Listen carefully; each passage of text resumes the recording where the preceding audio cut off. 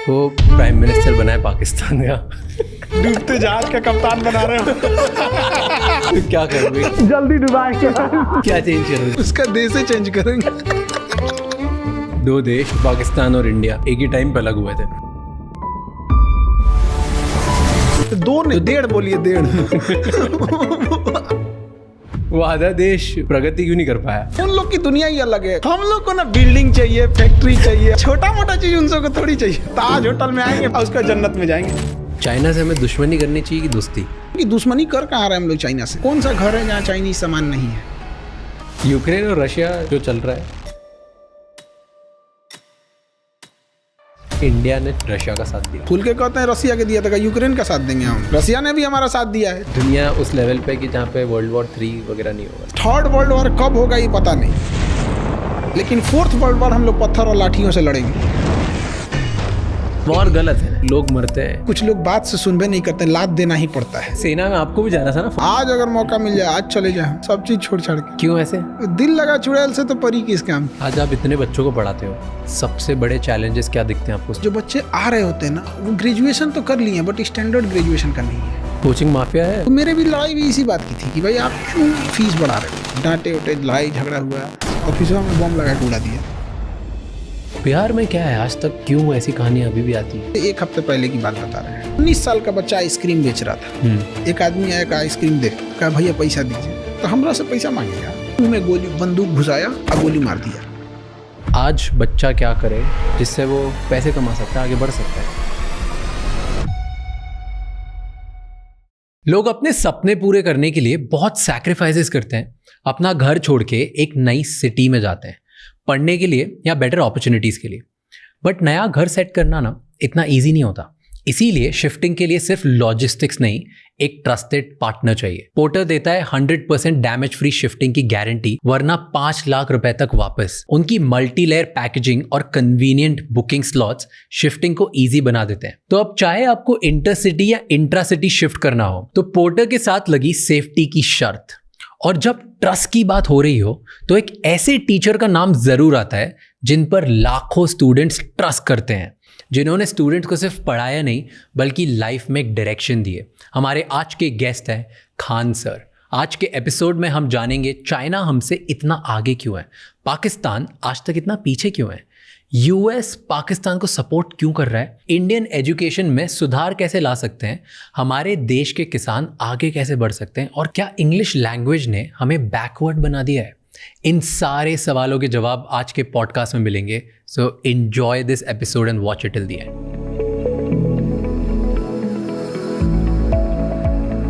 आज़ाद होने के बाद जब अपनी सिचुएशन थी, 1950 के आसपास बात कर रहा हूँ मैं, 47 के बाद, उस टाइम पे चाइना की भी लगभग ऐसी सिचुएशन थी और शायद और ही गया गुजरा था। पर आज चाइना हमसे बहुत आगे दुनिया पर राज करेगा आने वाला फ्यूचर वर्ल्ड फ्यूचर चाइना का है। वो झूठा बात नहीं बोलता है कि हम विश्व गुरु हैं। ना हमारे यहाँ कोई काम की यूनिवर्सिटी जो वर्ल्ड लेवल में हम कह सके, ना कोई इंजीनियरिंग कॉलेज। ड्रोन तो बना नहीं पा रहे हैं, दूल्हा का ड्रोन बनाने वाला चाइना से आ रहा है, जबकि युद्ध ड्रोन पे चला जा चुका है। तो हम लोग फॉल्स ईगो में हम लोग नहीं जी रहे, हम लोग जी रहे हैं। चाइना ऐसा नहीं करता है। आगे निकल क्यों गया चाइना? एक होता है रियलिस्टिक सोच, एक होता है आपका आइडियोलॉजिकल, काश ऐसा होता, दुनिया ऐसी होती। तो हम लोग उसमें जी रहे हैं। और चाइना रियलिस्टिक है, भाई सड़क बनेगी बनेगी, काम खत्म। अब हम लोग को क्या है कि इंग्लिश थोपिए। इंग्लिश थोपने के चक्कर में 70% स्टूडेंट की जो नॉलेज है, जो वर्क फोर्स है, जो उसका टाइमिंग, वो इंग्लिश में चला गया। यूपी बिहार झारखंड के बच्चे जो एक मेजर पॉपुलेशन को होल्ड करते हैं, हरियाणा से लेके आप उस नॉर्थ बेल्ट को ही पूरा पकड़ लीजिए, इतने लेबोरियस बच्चे हैं। बट क्या प्रॉब्लम क्या है कि उनके पास पैसे की प्रॉब्लम्स है। पैसे की प्रॉब्लम होने की वजह से अच्छे स्कूल नहीं है, और अच्छे स्कूल ना होने की वजह से उनका इंग्लिश पे कमांड अच्छा नहीं है। अब वो अपने आप को लो फील कर रहे हैं बिना मतलब का। हम भी इंग्लिश मीडियम में मेरे घर वाले पढ़ाएं, 12-13 साल इंग्लिश मीडियम में पढ़ाएं, हम एक ही चीज़ सीखे, मे आई गो टू ड्रिंक वाटर। उसके बाद कुछ बुझाया ही नहीं हमको। 1970 के आसपास में चाइना में माओ जेडोंग आए थे। उन्होंने कहा कि बाढ़ में जाए तुम्हारा अंग्रेजी, मंडारिन भाषा बोलो, उसी में सीखेंगे। आज आप देखिए, वहाँ का प्राइम मिनिस्टर को भी इंग्लिश उतना अच्छा से नहीं आता है, प्रेसिडेंट को भी नहीं आता है। तो क्या दिक्कत है? क्या बराक ओबामा को हिंदी आती है? नहीं। तो मोदी को इंग्लिश नहीं आएगी तो क्या दिक्कत है? आप बोलिए तो एक ट्रांसलेटर रख लिया जाएगा आपको, जहां जरूरत पड़ेगी उसकी। तो जो ब्रेन वर्क होना चाहिए था मेन काम पर, वो हट गया। और ये चाइना में नहीं हुआ। चाइना में नहीं हुआ। आपको चाइना में आप टॉप लेवल की बात करें, चाइनीज बोलेगा वहाँ, उसने टेक्नोलॉजी लगा ली, रियल टाइम कन्वर्टर लगा दिया आपको, वो तुरंत आप कान में लगाए रहिए, आप बोलिएगा तुरंत कन्वर्ट करके बता देगा। टेक्नोलॉजी है कि नहीं वहाँ पे? तो एक चाइना में ये। दूसरा, चाइना में एक चीज़ हम देखे कि जो फैक्ट्रीज वगैरह है उसके अंदर जो वर्किंग हो रही है वो फीमेल देख रही है ज़्यादातर फैक्ट्रीज में फीमेल। जब फैक्ट्रीज से सामान प्रोडक्ट बन के बाहर आ रहा है तो उसकी मार्केटिंग, उसका सेल, उसका बाहर एक्सपोर्ट, उसकी ये चीज़ें वो मेल संभाल रहे हैं। मतलब मेल फीमेल दोनों है। अगर एक इंडोर संभाल रहा है तो एक आउटडोर संभाल रहा है। वो उनका अपना म्यूचुअल है, क्या देख रहे हैं, क्या कर रहा है, कौन क्या कर रहा है। हमारे यहाँ फीमेल को अजीब करके रख दिया, उनको मतलब घर के अंदर रख दिया। हमने कहाँ फीमेल को जिम्मेदारी दी हॉस्पिटल में? आज देखिए फीमेल डॉक्टर, फीमेल नर्स पे पूरा मेडिकल इंडस्ट्री टिका हुआ है। उनको मौका दिए, उन्होंने करके दिखाया। एविएशन दिए हम लोग ने फीमेल को, आज पायलट हो गए, एयर होस्टेस हो गए, फीमेल हमने दिया, उन्हें करके दिखाई। वहाँ पे हमने उन्हें जिम्मेदारी ही नहीं देते। इंडिया में क्या है ना कि पैसे कमाने की जिम्मेदारी थोप दिया पुरुष के ऊपर। इससे बहुत अजीब गया कि बच्चा बाहर जाके कमा रहा है, बस इससे मतलब है कैसे कमा रहा है, मर रहा है, जी रहा है, सेफ्टी है कि नहीं है, रहने लायक है कि नहीं। मुंबई में देखिए घर वालों को पता नहीं होगा कि यहाँ पे कोई कैसे क्या कमा रहा होगा। आप बीच पे जाके देखिए, कोई छोटी मोटी दुकानें लगा के बेच रहा है, रात भर बेचारा कुछ कस्टमर आ जाए यहाँ पे। घर वालों को क्या चिंता है, पुरुष है, बेटा है, कमा के लाएगा यहाँ पर। और घर की इज्जत की जिम्मेदारी औरतों को दे दिया। भाई इस दोनों की कॉमन जिम्मेदारी थी। यही वजह है कि इंडिया में आप देखिएगा कि अगर किसी को बद्दुआ देनी है, श्रापनी है, तो वो घर की फाइनेंशियल स्थिति को संभालने वाले पुरुष को बद्दुआ देगा। तुम्हारे पिताजी को नौकरी छूट जाए, भाई ये हो जाए। और अगर उसको इज्जत डाउन करनी यानी गाली देना है तो किसी पुरुष को गाली नहीं देगा, और महिला को देगा। हम लोग महिला सशक्तिकरण की बात करते हैं और शर्म आनी चाहिए, दो पुरुषों की लड़ाई में भी गालियां एक औरत ही सुन रही है। वो कहाँ से सशक्तिकरण हो? जिस लड़ाई में वो है भी नहीं उसमें भी उसको गाली दे रहा है सब। तो चाइना में ये सब नहीं है। वहाँ पे फीमेल पार्टिसिपेशन भी बहुत अच्छा है। वहाँ के स्टूडेंट्स में कुछ अलग है? वहाँ पे स्टूडेंट्स यूनिवर्सिटीज या एजुकेशन वहाँ कोचिंग नहीं है, वहाँ कोचिंग वगैरह नहीं। रियली? वहाँ गवर्नमेंट स्कूलिंग सिस्टम एक, वन नेशन वन एजुकेशन।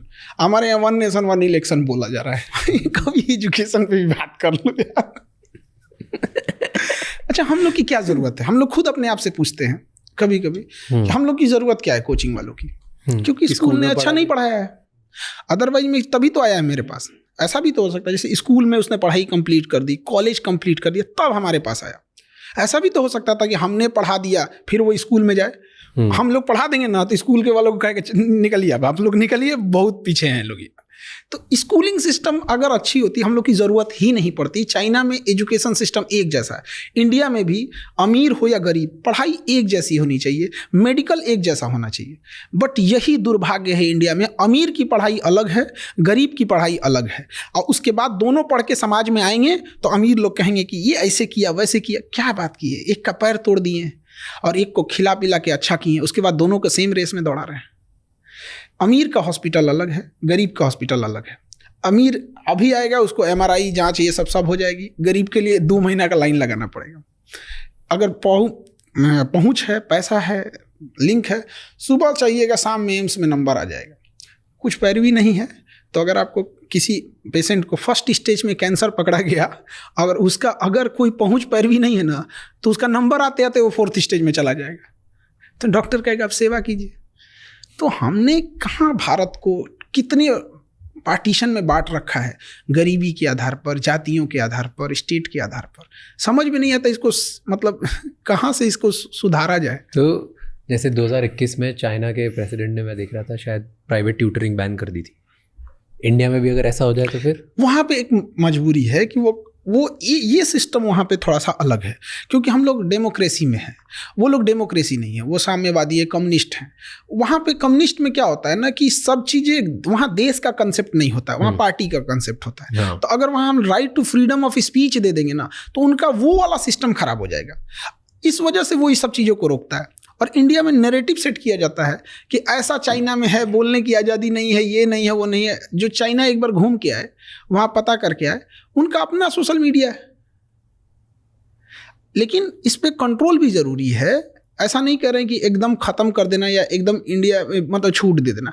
इसका बहुत मिसयूज़ भी है। बांग्लादेश में तख्ता पलट करके शेख हसीना को छोड़ना पड़ा, केवल सोशल मीडिया की वजह से गया था। उसका श्रीलंका क्यों बर्बाद हुआ? फेसबुक की वजह से।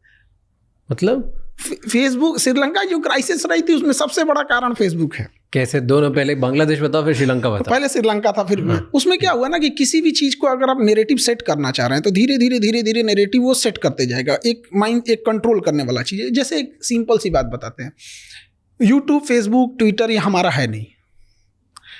अब हमारा नहीं है तो अभी एक छोटा सा जो ज्वलंत एग्जाम्पल देखिए यहाँ पे, गाजा और फिलिस्तीन में, और हमारे यहाँ कश्मीर में इशू देखिए।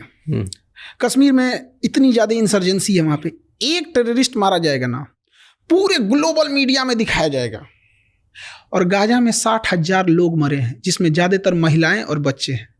आपको वीडियो ढूंढने को मिलेगा? नहीं मिलेगा। न्यूज़ देखने को मिलेगा? नहीं मिलेगा। केवल टूटा हुआ घर देखने को मिलेगा। रीज़न क्या है? They control them. और हम लोग अगर कश्मीर में कर देते हैं तो ह्यूमन राइट का वायलेशन हो जाता है। ये ह्यूमन राइट की पार्ट सिखाते हैं सभी सब हमको, ये सफ़ेद मुर्गा सब यूरोप में बैठ के जलियांवाला बाग में गोली चला के मारे थे सब। ये चुट्टा हम लोग को ह्यूमन राइट सिखाते हैं सब। जिस समय ये लोग जानवरों की तरह ज़िंदगी जी रहे थे ना, हमारे यहाँ वसुधैव कुटुंबकम चल रहा था। जिस समय दुनिया में केवल लूट खसोट मची थी ना, पारसी लोगों को खुद ईरान से भगा दिया गया था ना, तो हमारे यहाँ गुजरात और महाराष्ट्र में उन्हें रहने के लिए शरण दिया गया था। तो हम लोग को ये ज्ञान दे रहे हैं सब। तो सोशल मीडिया को हम लोग अनकंट्रोल कर रहे हैं। We are not digital India, we are digital user. हमारे पास डिजिटल इंडिया हम लोग बोलते हैं उसको। क्या है हमारा? यूट्यूब हमारा है, फेसबुक हमारा। आज अगर यूट्यूब गूगल कह देता है कि आपको अपने जीमेल बना रहे हैं, हर जीमेल का 1 साल का चलाने का हमको 10 रुपये चाहिए, हमें देना पड़ेगा, सब बंद हो जाएगा, एंड्रॉयड उसका हो जाएगा। तो चाइना ने कहा कि we are not digital China, we are not digital user. उसने अपना बना लिया। तो इसको अलग नैरेटिव दिखा रहे हैं कि हमें से कोई सवाल ना पूछे। देखो चाइना का अपना ट्विटर, ठीक किया उसने, किया अपना, उसका अपना है ना, उसने चलाने पे बैन नहीं लगाया है, अपना चलाओ। क्या उसकी भाई यूट्यूब नहीं है? उसका अपना है, बाइडू है उसका, वीचैट है उसका, सब कुछ है उसका अपना। हम लोग का एक चीज डिजिटल में बहुत अच्छा हुआ, पेमेंट सिस्टम, यूपीआई, वो बहुत बेहतरीन है। पूरी दुनिया में वैसा नहीं है, बाकी जगहों पे हम लोग का उतना अच्छा नहीं है। तो श्रीलंका में क्या हुआ? श्रीलंका में कम्युनल राइट्स को बहुत बढ़ावा दिया गया फेसबुक ने। बहुत ज़्यादा धार्मिक चीज़ों को बढ़ा के दिखाया, जिस वजह से अनस्टेबिलिटी आने लगी थी वहाँ पे, और एंटी गवर्नमेंट, एंटी एस्टेब्लिश भावनाएं बहुत भड़कने लगी थी, श्रीलंका को तबाह करने लगा। और इसी बीच में जब इकोनॉमिकल क्राइसिस आती है और पहले से एंटी एस्टेब्लिशमेंट माइंडसेट है, तो फिर पूरा सिस्टम कोलैप्स कर जाता है। बांग्लादेश में भी यही हुआ था। अचानक से लोग सड़कों पे 50,000 लोग कैसे आ गए? वो टेलीग्राम पे चल रहा था पहले से, और टेलीग्राम पे कंट्रोल नहीं है गवर्नमेंट का। आज देखिए, किसी के टेलीग्राम पे किसी के प्राइवेट वीडियोस को भेज के उसे ब्लैकमेल कर सकता है कोई भी। एआई आ गया है, अब तो किसी का कुछ भी बना सकता है। सर हटाइए, लगा दीजिए कुछ। हमारे आपकी बात हो रही है, यहाँ किसी फेमस सेलिब्रिटी का या किसी पॉलिटिशियन का चेहरा हटा के डब कर दीजिए। अच्छा, एक बात, हम चाइना इंडिया की बात कर रहे थे। चाइना से हमें दुश्मनी करनी चाहिए कि दोस्ती? दुश्मनी तो हो ही नहीं पा रहा है। कौन दुश्मनी कर रहा है जरा बताइए तो। चाइना हमारे एरिया में घुस जा रहा है। हमारे यहाँ के मिनिस्टर बोलते हैं कि मार्किंग अच्छे से नहीं है ना, इसलिए घुस गया है। क्या बेवकूफी है। हाँ, दुश्मनी कहाँ कर पा रहे हैं हम लोग? तो बस फेस वॉश कर रहे हैं कि नहीं, ऐसा नहीं होना चाहिए। अक्साई चीन हमारा है। हम लोग पीओके के मामले में हम लोग शेर हो जाते हैं। सीओके जो चाइना को ऑक्युपाई किया है, कभी उस पर ठीक से चर्चा नहीं हो पाती है। सेला टनल का उद्घाटन करने जाते हैं, चाइना विरोध कर देता है। क्या मतलब बनता है? ताइवान को हम लोग एक्सेप्ट नहीं करते हैं एज ए कंट्री। किसके डर से? चाइना के डर से। क्यों डरते हैं? ये हम थोड़े डर रहे हैं। जो बैठे हैं लोग डर रहे हैं। लोग हम तो कह रहे हैं काहे डर रहे हैं भाई। बट आपको क्या लगता है क्यों डर है? कुछ तो रीजन होगा तभी। अब डिप्लोमेटिक है, वहां पे शुरू से चला आया है। ऐसा नहीं कि मोदी जी डर रहे हैं, मनमोहन सिंह भी वही कर रहे थे। तो कई बार हम लोग ये कहते हैं ना, तो लोगों को लगता है कि नहीं ये कर रहे थे, वो भी वही कर रहे थे। तिब्बत चाइना ने कब्जा कर लिया था। पंचशील समझौता लेके जवाहरलाल नेहरू घूम रहे थे, चाइना ने पीठ पे खंजर मार दिया। अब तिब्बत के मामले में हम लोग खुल के नहीं बोल पाते हैं। दलाई लामा को लेके चाइना हमेशा कुछ ना कुछ वो करते रहता है। तो हम लोग कहाँ चाइना से लड़ ही रहे हैं, कहाँ चाइना से दुश्मनी ही कर रहे हैं। बट कर सकते हैं हम, क्यों नहीं कर सकते? उतना होना चाहिए ना। हमारी इकोनॉमी उनकी इकोनॉमी में जमीन आसमान का अंतर। तो हम लोग ना फेंकने में नीरज चोपड़ा से आगे हैं।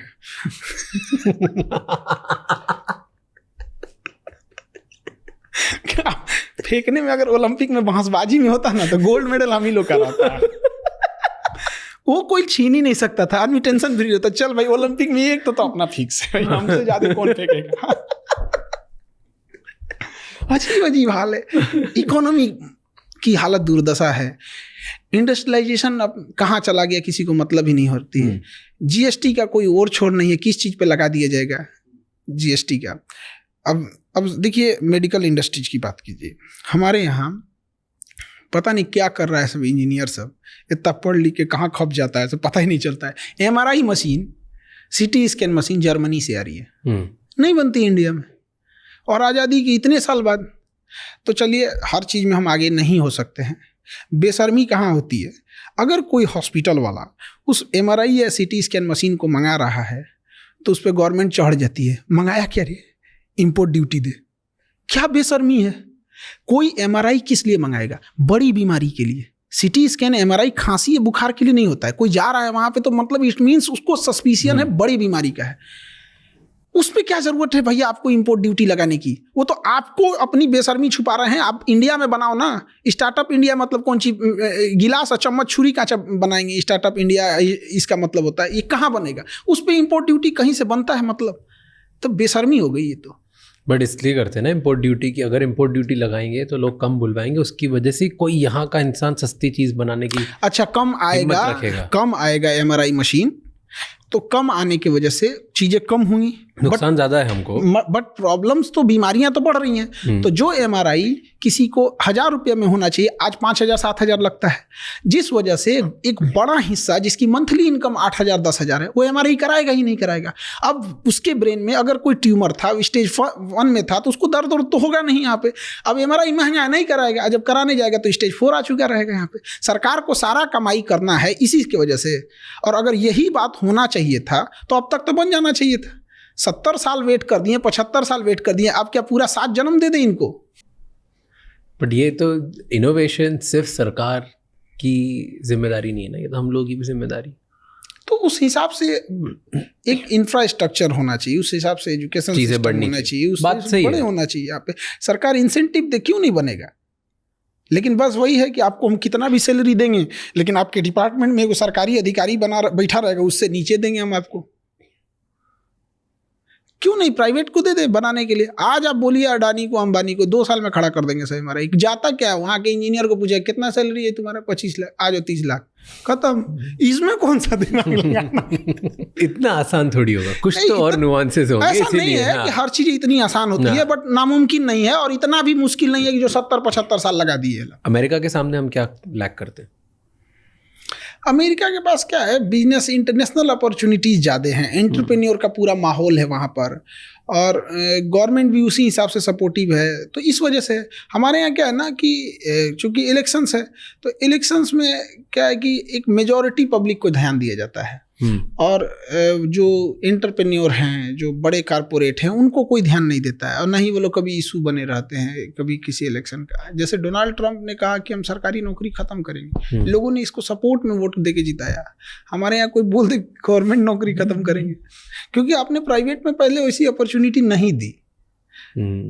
तो आप कोई एक पैर पे बैसाखी लेके चल रहा है तो उसका पहले पैर ठीक कर दीजिए, उसके बाद कहिए हम तुम्हारी बैसाखी छीन लेंगे। आप उसका पैर भी ठीक नहीं किए, कहेंगे तेरा बैसाखी छीन लेंगे, तो मारेगा ही ना वो। अभी आपने वो पढ़ा टैरिफ लगा दिया है? हाँ, रेसिप्रोकल टैरिफ लगाया उसने। हाँ। 26% हम लोग लगाया, चाइना में भी तो और बेहतर लगाया उसने। हाँ, हमने 52 लगाया, उसने सब जो जितना लगाया ना उसका हाफ करके लगाया। रेसिप्रोकल उसने बोला ही है। तो ये अच्छा है गंदा है? ये अब ये उसके देश के हिसाब से है, हर देश को अपना हिसाब से राइट है करने का। तो जब टैरिफ बढ़ाते घटाते हैं तो कभी इम्पोर्ट पे फायदा होता है तो एक्सपोर्ट पे, तो डिपेंड करता है कि हम कितनी चीज़ों का इंपोर्ट एक्सपोर्ट कर रहे होते हैं। और इंडिया का है तो इंडिया में भी भाई हर देश के साथ अलग अलग टैरिफ है। इंडिया को तो चाइना पे और लगाना चाहिए। हम लोग का ट्रेड बैलेंस बहुत खराब है चाइना के से, बहुत ही डूब रहे हैं हम लोग यहाँ पे। तो वही तो कहते हैं कि दुश्मनी कर कहाँ रहे हम लोग चाइना से, नहीं कर पा रहे हैं, मजबूरी है। क्योंकि अगर आज कौन सा घर है जहाँ चाइनीज सामान नहीं है, और बहुत बिजनेसेस है इंडिया में जो चाइना की वजह से चल रहे हैं और यहाँ पैसे कमा रहे हैं। बिल्कुल। तो चाइना से जो चीजें चाइना में मिलती है ना, एग्जैक्ट वही चीजें वियतनाम में भी मिलती है, एग्जैक्ट सेम प्राइस पे, सब कुछ सेम पे। हमको ये नहीं समझ में आता है कि इंडिया वियतनाम से प्रीफर करे। एटलीस्ट वियतनाम चाइना का दुश्मन है, उसी को मजबूत कर दे। नहीं यार, इतनी टेक्नोलॉजी नहीं है वियतनाम में इस लेवल की, जो कुछ भी मटेरियल बुलवाना हो तो ऐसा नहीं है कि हम लोग जैसे चाइना को अगर हम लोग रिप्लेसमेंट के तौर पे देखा जाए तो कुछ साउथ एशिया की कंट्रीज हैं, बट क्या है ना कि हमने ऑप्शन ही नहीं दिया किसी को। जब आप ऑप्शन नहीं देंगे तो अपडेट नहीं होगा, मार्केट नहीं होगी। किसी होटल में कस्टमर ही कम आएंगे तो कितनी वेराइटीज रखेगा। तो कस्टमर पहले, अब वो तो चिकन और एग वाली मुर्गी पहले आया कि अंडा पहले आया, तो थोड़ा थोड़ा हम लोग को उधर जाना चाहिए उस एरिया में। बट चाइना का कुछ जरूरत से ज्यादा डिपेंडेंसी है। बट चाइना का और अमेरिका का अभी क्या 36 का आंकड़ा चल रहा है, देखा? हाँ, दोनों अपने अपने, वो एक सुपर पावर बना हुआ है, इसका कहना है हम बनेंगे, तो टसल है भयंकर। और अभी अमेरिका ने जितना टैरिफ लगाया चाइना ने उतना ही वापस लगा दिया, वो देखा? वो चाइना का ये चीज बहुत अच्छा लगता है। वहां पे आप उसको कुछ भी कीजिएगा वो दबाव देगा। वो देश, उसके यहाँ पॉलिटिक्स नहीं है, उसके यहाँ देश है। वो तुरंत लगा देगा। हम लोग नहीं लगा सकते, मजबूरी भी है। हम लोग किसी को ब्लेम नहीं कर सकते। किसके दम पे कूदिएगा? ना इंडस्ट्रियलाइजेशन है, ना इकोनॉमी है उस हिसाब से। क्योंकि अमेरिका को, केवल अमेरिका पावरफुल नहीं ना, हर जगह पावर रखता है। वर्ल्ड बैंक से फंडिंग रोक देगा, हमारे लोन रोक देगा, IMF हो गए या वर्ल्ड बैंक हो गए, यूरोपीय यूनियन से दबाव बनवा देगा। कुछ नासा और इसरो के बीच का कोई कॉन्ट्रैक्ट होगा, उसको रुकवा देगा, डिले करा देगा। हर जगह UN में 4-5 मुद्दा फंसा देगा। कुछ नहीं करेगा तो अमेरिका को उठा के पाकिस्तान को एक लेटेस्ट हथियार देगा, ले तुम F-18 ले। तो हम लोग को बहुत बैलेंस करके चलना पड़ता है। और चाइना, जितने बड़े देश हैं ना, उनकी एक खासियत होती है, हर देश का एक दुश्मन को वो पाल के रखते हैं। चाइना जो है, अमेरिका ज़्यादा कूदेंगे ना, चाइना उठाएगा नॉर्थ कोरिया, वो पगला को कुछ हथियार और पैसा दे देगा, उधर 4-5 मिसाइल मार देगा, उधर तुम उलझे रहो। उसको कुछ नहीं जाता है, गिरेगा तो कहे हो जापान पे गिर गया, कोई बात नहीं, जो करना है कर लेना। उसको क्या जाता है? उसको अपने क्लोज इकोनॉमी, उसके यहाँ कोरोना के मरीज मिले थे सब, सुबह में 8, शाम में सबको मार दिया। उसका क्या जा रहा है? डिक्टेटरशिप देखना है तो वहां देखिए। उसने, अमेरिका ने कहा कि क्या करे इस इंसान का, इसको पागल किया है। तो उसने क्या किया कि कहा कि नॉर्थ कोरिया में ना डेमोक्रेसी नहीं है, यहाँ इलेक्शन होना चाहिए। किंग जोंग कहा, कौन बोला ये? बाइडेन बोला है। उसने कहा कि अगले महीने इलेक्शन कराओ। 100% वोट पड़ा उसको, किंग जोंग को 100%। जो वोट नहीं देता ना, एब्सेंट भी होता, उसको मार देता ये। 100% वोट पड़ा। अब अमेरिका कह रहा है कि ये इलेक्शन अच्छा नहीं हुआ है। कह रहा तू अपने यहाँ का इलेक्शन देख, तुम्हारे यहाँ के इलेक्शन कमीशन से कराएंगे अपना इलेक्शन। तो हर बड़े देश यही करते हैं। अब जैसे सऊदी अरब है, ज्यादा कूदेंगे, ईरान ज्यादा कूदेंगे, इजराइल को कह गया 2-4 पुरान बम है, एक्सपायरी डेट पास है, मार दे, क्या करेंगे लोग? कुछ नहीं। तो अरब को कंट्रोल करने के लिए अमेरिका के पास इजराइल है, इंडिया को कंट्रोल करने के लिए पाकिस्तान है, चाइना को कंट्रोल करने के लिए इंडिया है, रसिया को खुद डायरेक्ट कंट्रोल करता है। तो हम लोग ज्यादा नहीं ना उड़ सकते हैं, डिपेंडेंट नहीं है। चाइना क्या कर लीजिएगा? अब चाइना को कैसे कंट्रोल करना पड़ेगा? उसको खूब से खूब करेगा, इंडिया को क्या देगा? ज्यादा हथियार देने लगेगा। चाइना का तो देना उसको, इंडिया किसी का नहीं सुनता है। फिर उसको ये भी देखना है ना कि चाइना के बाद हमें इंडिया को ही कंट्रोल करना है, क्योंकि थर्ड हम ही लोग हैं। तो अगर चाइना और अमेरिका कभी लड़ेंगे ही ना, बड़े लोग नहीं। ताइवान को लेके उनके बीच में गर्मी हो गई थी ना, वो तो होते रहता है। धीरे धीरे उसको ऐसा कैप्चर करेगा, बढ़िया से माहौल देखता है। जैसे 1962 में जब हमारे यहाँ वार हुआ था, रसिया हमें बचाने नहीं आया था, बचा भी नहीं पाता, क्योंकि चाइना वो उस माहौल को तलाश रहा था कि 1960 में हम लोग का पंचशील समझौता खत्म हो गया था। वो सोच रहा था कि ऐसा टाइम आए ना जहाँ वर्ल्ड उलझी हुई हो। उसी समय क्यूबन मिसाइल क्राइसिस हुआ था। ऐसा लग रहा था कि अमेरिका और रसिया में परमाणु युद्ध आज हो जाएगा कि शाम में होगा कि सुबह होगा, कुछ नहीं पता, मार दिया 62 में आ जाओ। यहाँ पे अमेरिका करा, हमको क्या पता भाई, रसिया करा हमको। तो ऐसा कहीं ना कहीं जब टाइम आएगा तो चाइना और अमेरिका और रसिया एकदम आमने सामने होंगे, उसी समय ताइवान को लेके चला जाएगा और रसिया भी कहेगा लेके जा, इधर लेके जा, क्योंकि कुछ ना कुछ डाइवर्जन अमेरिका ताइवान को बचाने के लिए पक्का करेगा वहाँ। अब इसीलिए चाइना को देखिएगा हमेशा कुछ ना कुछ गड़बड़ सड़बड़ करते रहता है ताइवान में। हाँ। वो पाथ तलाश रहा है कि कहाँ कहाँ से एंट्री करेंगे, क्या करेंगे, वो ड्रिल कर रहा है, ड्रिल। किसी दिन ड्रिल के नाम पे अनाउंस करेगा this is not drill, now this is वो ले लेगा ताइवान, दब लेगा। लेकिन जिस समय रसिया अमेरिका बिजी रहेंगे वो ताइवान की ओर जाएगा। बट अगर हम मैप में देखेंगे तो ताइवान एकदम फार ईस्ट है, तो इसे अपनी हैवी मिलिट्री, एयरफोर्स, नेवी को ताइवान की ओर ढकेलना पड़ेगा। एग्जैक्ट वही टाइम होगा हम लोग कश्मीर के लिए अक्साई चीन पे चढ़ जाए। पर हम थोड़ी करेंगे, अब ये तो मोदी जी बताएंगे। पर हम नहीं करेंगे ना, क्योंकि यही खराबी लगती है। आपके पास है वहां पे, हमारी सेना लड़ सकती है, पर इंडिया आगे बढ़ के कभी भी ना लेता है, ना अटैक करता है, कुछ नहीं करता। हमारी फिलॉसफी नहीं है। 70 साल से देख लो आप, कुछ भी नहीं, हमारी ये फिलॉसफी मानते ही नहीं हमें। फिलॉसफी चेंज करने की जरूरत है। पब्लिक जब प्रेशर लगाएगी तो पब्लिक को ये सब चीज़ों से मतलब ही नहीं रहता है। और वो सब लोग को अपनी हमारा जात ठीक है, हमारा धर्म ठीक है, हमारी राजनीतिक पार्टी ठीक है, माइंडसेट बहुत ख़राब होता है। नेशनल इंटरेस्ट देखना चाहिए। तो यही मौका है, नहीं तो चुपचाप देखेंगे ताइवान ले लिया, कि ताइवान ले लेगा उसके बाद चाइना फिर नहीं रुकेगा। ताइवान लेने के बाद तो खत्म, बेलगाम घोड़ा। क्योंकि वो सेमीकंडक्टर सिलिकॉन शील्ड उसको रोक के रखा है। और दूसरा उसके बाद क्या है ना कि अब इसका इंटरनल इशू खत्म हो जाएगा चाइना का। ताइवान लेने के बाद इंटरनल खत्म हो जाएगा, फिर वो केवल और केवल फोकस्ड हो जाएगा एक्सटर्नल पे। और कुछ भी कर ले चाइना, अमेरिका ताइवान को बचाने के लिए एटॉमिक वार नहीं ना करेगा। और चाइना का तो कोई लिमिट नहीं है, उसको तो हर हाल में वो चाहिए ही चाहिए, वहाँ पे ले ही जाएगा वहाँ पे। तो ये फ्यूचर आपको लगता है कि होना ही? हाँ, बस हम लोग बस ये देखना यूरोप कितना अनस्टेबल रहता है। इस बीच में ये फिलिस्तीन और गाजा वाला ना उठ गया, वरना यूक्रेन और रशिया ज्यादा उलझे रहते तो निपटा देता इधर ही। यूक्रेन और रशिया जो चल रहा है उसमें आपको लगता है कि इंडिया ने चुप रह के रशिया का साथ दिया? तो हम खुल के कहते हैं रसिया के दिया था, यूक्रेन का साथ देंगे हम? क्या किया हमारे लिए? बिना मतलब का आएंगे साथ, कोई नहीं, सूरजमुखी का फूल भेज दिए, 2-4 को रिफाइन तेल भेज दिए तो हम आपका साथ दे देंगे। रखे रहो अपन रिफाइन तेल, हम ब्राजील से मंगा लेंगे। यहाँ खुल के बोलते हैं रसिया का साथ दिए हैं, रसिया ने भी हमारा साथ दिया है, चाहे यूएन में वीटो का मामला हो। इसमें खुल छुपा उपा के कौन सा बात करना? अब हम लोग कोई डिप्लोमेटिक पोस्ट पे थोड़े बैठे हैं कि लोग हमसे पूछेगा हाँ साथ दिए हैं। अमेरिका खुल के कहता है ना कि वो इजराइल का साथ दिया है, अमेरिका खुल के कहता है कि वो यूक्रेन का साथ दिया है। हम क्यों मोए मोए करें? हम भी दिए हैं, पर बोलते नहीं ना हम खुल के। हाँ, नहीं बोलते हैं, हमारी कुछ मजबूरी, क्योंकि यूरोपीय यूनियन है सब और उधर अमेरिका है, पूरा वर्ल्ड एक साइड से हो गए हैं सब यहाँ, और हम लोग थोड़ा सा इसमें। आपको लगता है यूक्रेन और रशिया में कौन सही है? रसिया। क्यों? आप मेरे दुश्मन को मेरे सिधाने ले आके बैठाइएगा, हम क्या करेंगे? विरोध करेगा कि नहीं करेगा? ऑब्वियस बात है। नाटो का आर्टिकल 5 कहता है कि नाटो की कोई भी कंट्री रहेगी वहाँ नाटो की आर्मी की पूरी डायरेक्ट एक्सेसिबिलिटी रहेगी। अब बैठा के वहाँ ले आएंगे रसिया को, भाई तुम्हें डेवलप करना है करो। यूरोपीय यूनियन में गया, कहाँ इसने अटैक किया है? बिना मतलब का उसको कहाँ से जाएगा? और नाटो का मतलब क्या बनता है आज के डेट में, जब वर्ल्ड यूएनओ हाई है, यूएनओ कहता है कि हम थर्ड वर्ल्ड वार होने नहीं देंगे। ये 32 कंट्री मिलके कहते हैं अगर हमारे पे किसी ने मारा हम सबको मिलके मारेंगे। क्या मतलब बनता है? नाटो का तो होना ही नहीं चाहिए दुनिया में। पर 32 कंट्री अब हेल्प क्यों नहीं कर रही है जब ये हो रहा है? तो मारे हुआ पुतिन बैठा हुआ है, उसको क्या जाता है? वो तो नॉर्थ कोरिया से बुलाया है सैनिक को जानबूझ के यूक्रेन में घुसाने के लिए, क्योंकि नॉर्थ कोरिया के पास एक बहाना मिल जाएगा कि किसी दिन अगर इसके 2-4 सैनिक मारे गए तो कह देगा हमारे सैनिक मारे गए, यानी हमारे देश पे आया हुआ है, हमारे पास परमाणु बम खाली है।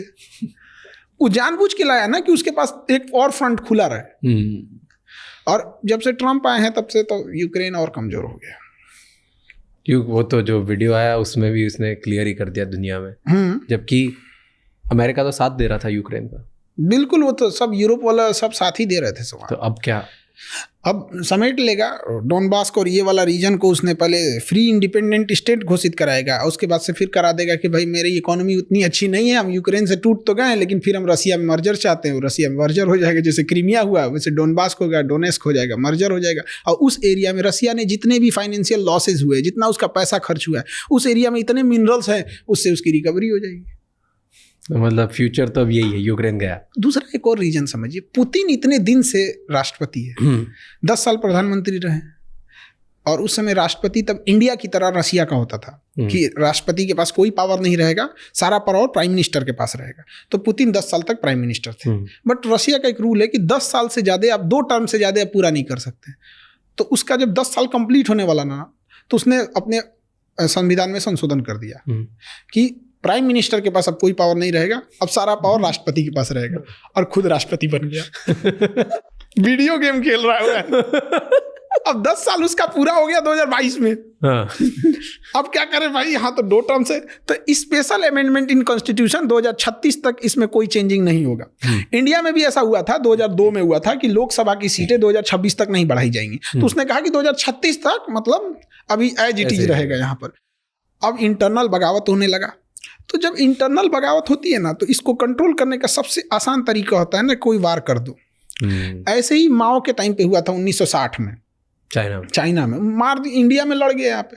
ऑब्वियस बात है, अभी आज चाहे महंगाई जितनी भी हो, चाहे जो भी हो, हमें अपने प्रधानमंत्री से या एट ए टाइम के प्रधानमंत्री या पहले के कोई भी प्रधानमंत्री लाख शिकायत होगी, लेकिन जब वार के टाइम पे तो हम सब एक हैं। कारगिल के टाइम पे कोई ये कह सकता है क्या कि हम अटल बिहारी वाजपेयी के साथ नहीं थे, भले उन्हें वोट न दिया हो। तो पुतिन के लिए युद्ध लंबा खींचना अपने विरोधियों को निपटाने का एक अच्छा रास्ता। निपटा दिया अंदर। वो क्या नाम थे उनको, वैगनार ग्रुप के थे, प्रेगोजिन की क्या नाम था, उनको जहाज से उड़वा दिया, जा रहे थे बेलारूस। तो रसिया का एक अलग है, वो लड़ाई को केवल ये नहीं देखिए वहाँ पे, वो चाहे तो खत्म करके आज ही ले सकता है, लेकिन लंबा कर रहा है, खींच रहा है उसको। उसकी पॉपुलैरिटी, उसका विश्वास, उसकी नेशनलिटी बढ़ रही है कि ये रशियंस के साथ है। रसिया को यही बचा रहा है, दुनिया को अपने यहाँ दिखा रहा है रसियन भाषा में बोल के। उसकी न्यूज़ तो चल रही है ना कि आज अगर पुतिन नहीं होता तो पूरी दुनिया रसिया को समेट चुकी होती। ना नाटो कहाँ तक चला गया रहता, दिखाएगा वहाँ पर कि ना क्रेमलिन बचा होता, ना मॉस्को बचता, ना पीटर्सबर्ग बचता, ना व्लादिवोस्टोक, सब यूरोप वाले कब्जा कर लेते। तो लोगों का रहता यही रहेगा, पुतिन ही रहेगा, 2036 नहीं जी 50 तक रहेगा। वार गलत है ना, लोग मरते हैं। वार गलत रहता ना, बांसुरी बजाने वाला कृष्ण कन्हैया महाभारत होने नहीं देते। कुछ लोग बात से सुनबे नहीं करते, लात देना ही पड़ता है।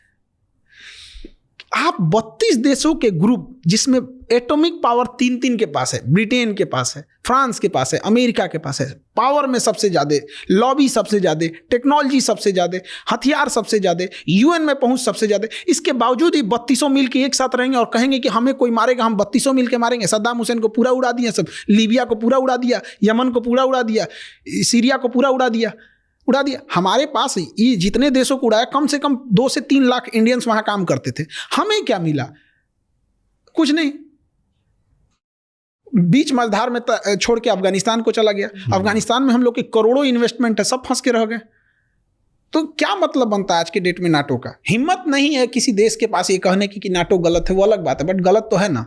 पर उनका मेन आइडिया तो ये है ना कि कोई भी एक दूसरा पावरफुल देश हम छोटे छोटे देशों को अलग तरीके से खत्म ना करे, इसलिए हम सब साथ में जुड़ के रहेंगे, क्योंकि हम सब बहुत पास में बहुत छोटे छोटे देश हैं। कौन? यूरोप वाले कहते हैं ऐसा? हाँ, तो मेन मतलब तो इसीलिए तो स्टार्ट हुआ था ना नेटो, कि एक छोटा देश नाटो हुआ था किसको कंट्रोल करने के लिए। उस समय रसिया बेलगाम था, यूएसएसआर था। तो यूएसएसआर इधर रसिया था। हाँ, तो ये बहुत बड़ा था, ये था, छोटे छोटे जब ये खत्म हो गए, जब आप कहें कि भाई हमको रसिया से डर है इसलिए हम ग्रुप बना रहे हैं, रसिया टूट गया, अब ये रहा, बड़े देश तो इसे भी खत्म करो भैया। तो फिर तो वही बात हुआ, इसके डर से आप बनाए और आप खुद बने गए, तो आपके डर से भी तो कोई और बनाना चाहिए। फिर चाइना बना लिया तो क्या गलत किया?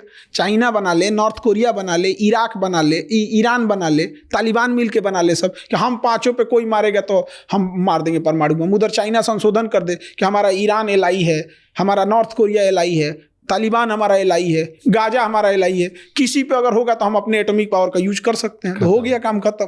तो ये थर्ड वर्ल्ड वॉर किस चीज़ से होगा हमें पता नहीं, लेकिन एक कहावत का एक विद्वान ने कहा था कि थर्ड वर्ल्ड वॉर कब होगा ये पता नहीं, लेकिन 4th वर्ल्ड वॉर हम लोग पत्थर और लाठियों से लड़ेंगे। क्योंकि थर्ड वर्ल्ड वॉर में इतनी तबाही मचाएगा सब कि हम लोग स्टोन होज में चले जाएंगे। लगता है वॉर होगा कि होने नहीं देंगे? नहीं होने देंगे। मतलब अब दुनिया उस लेवल पे कि जहाँ पे वर्ल्ड वॉर 3 वगैरह नहीं होगा। सब हथियार बेचने वाले कंपनी है, सब अंधेरे का डर दिखा के टॉर्च बेचते हैं।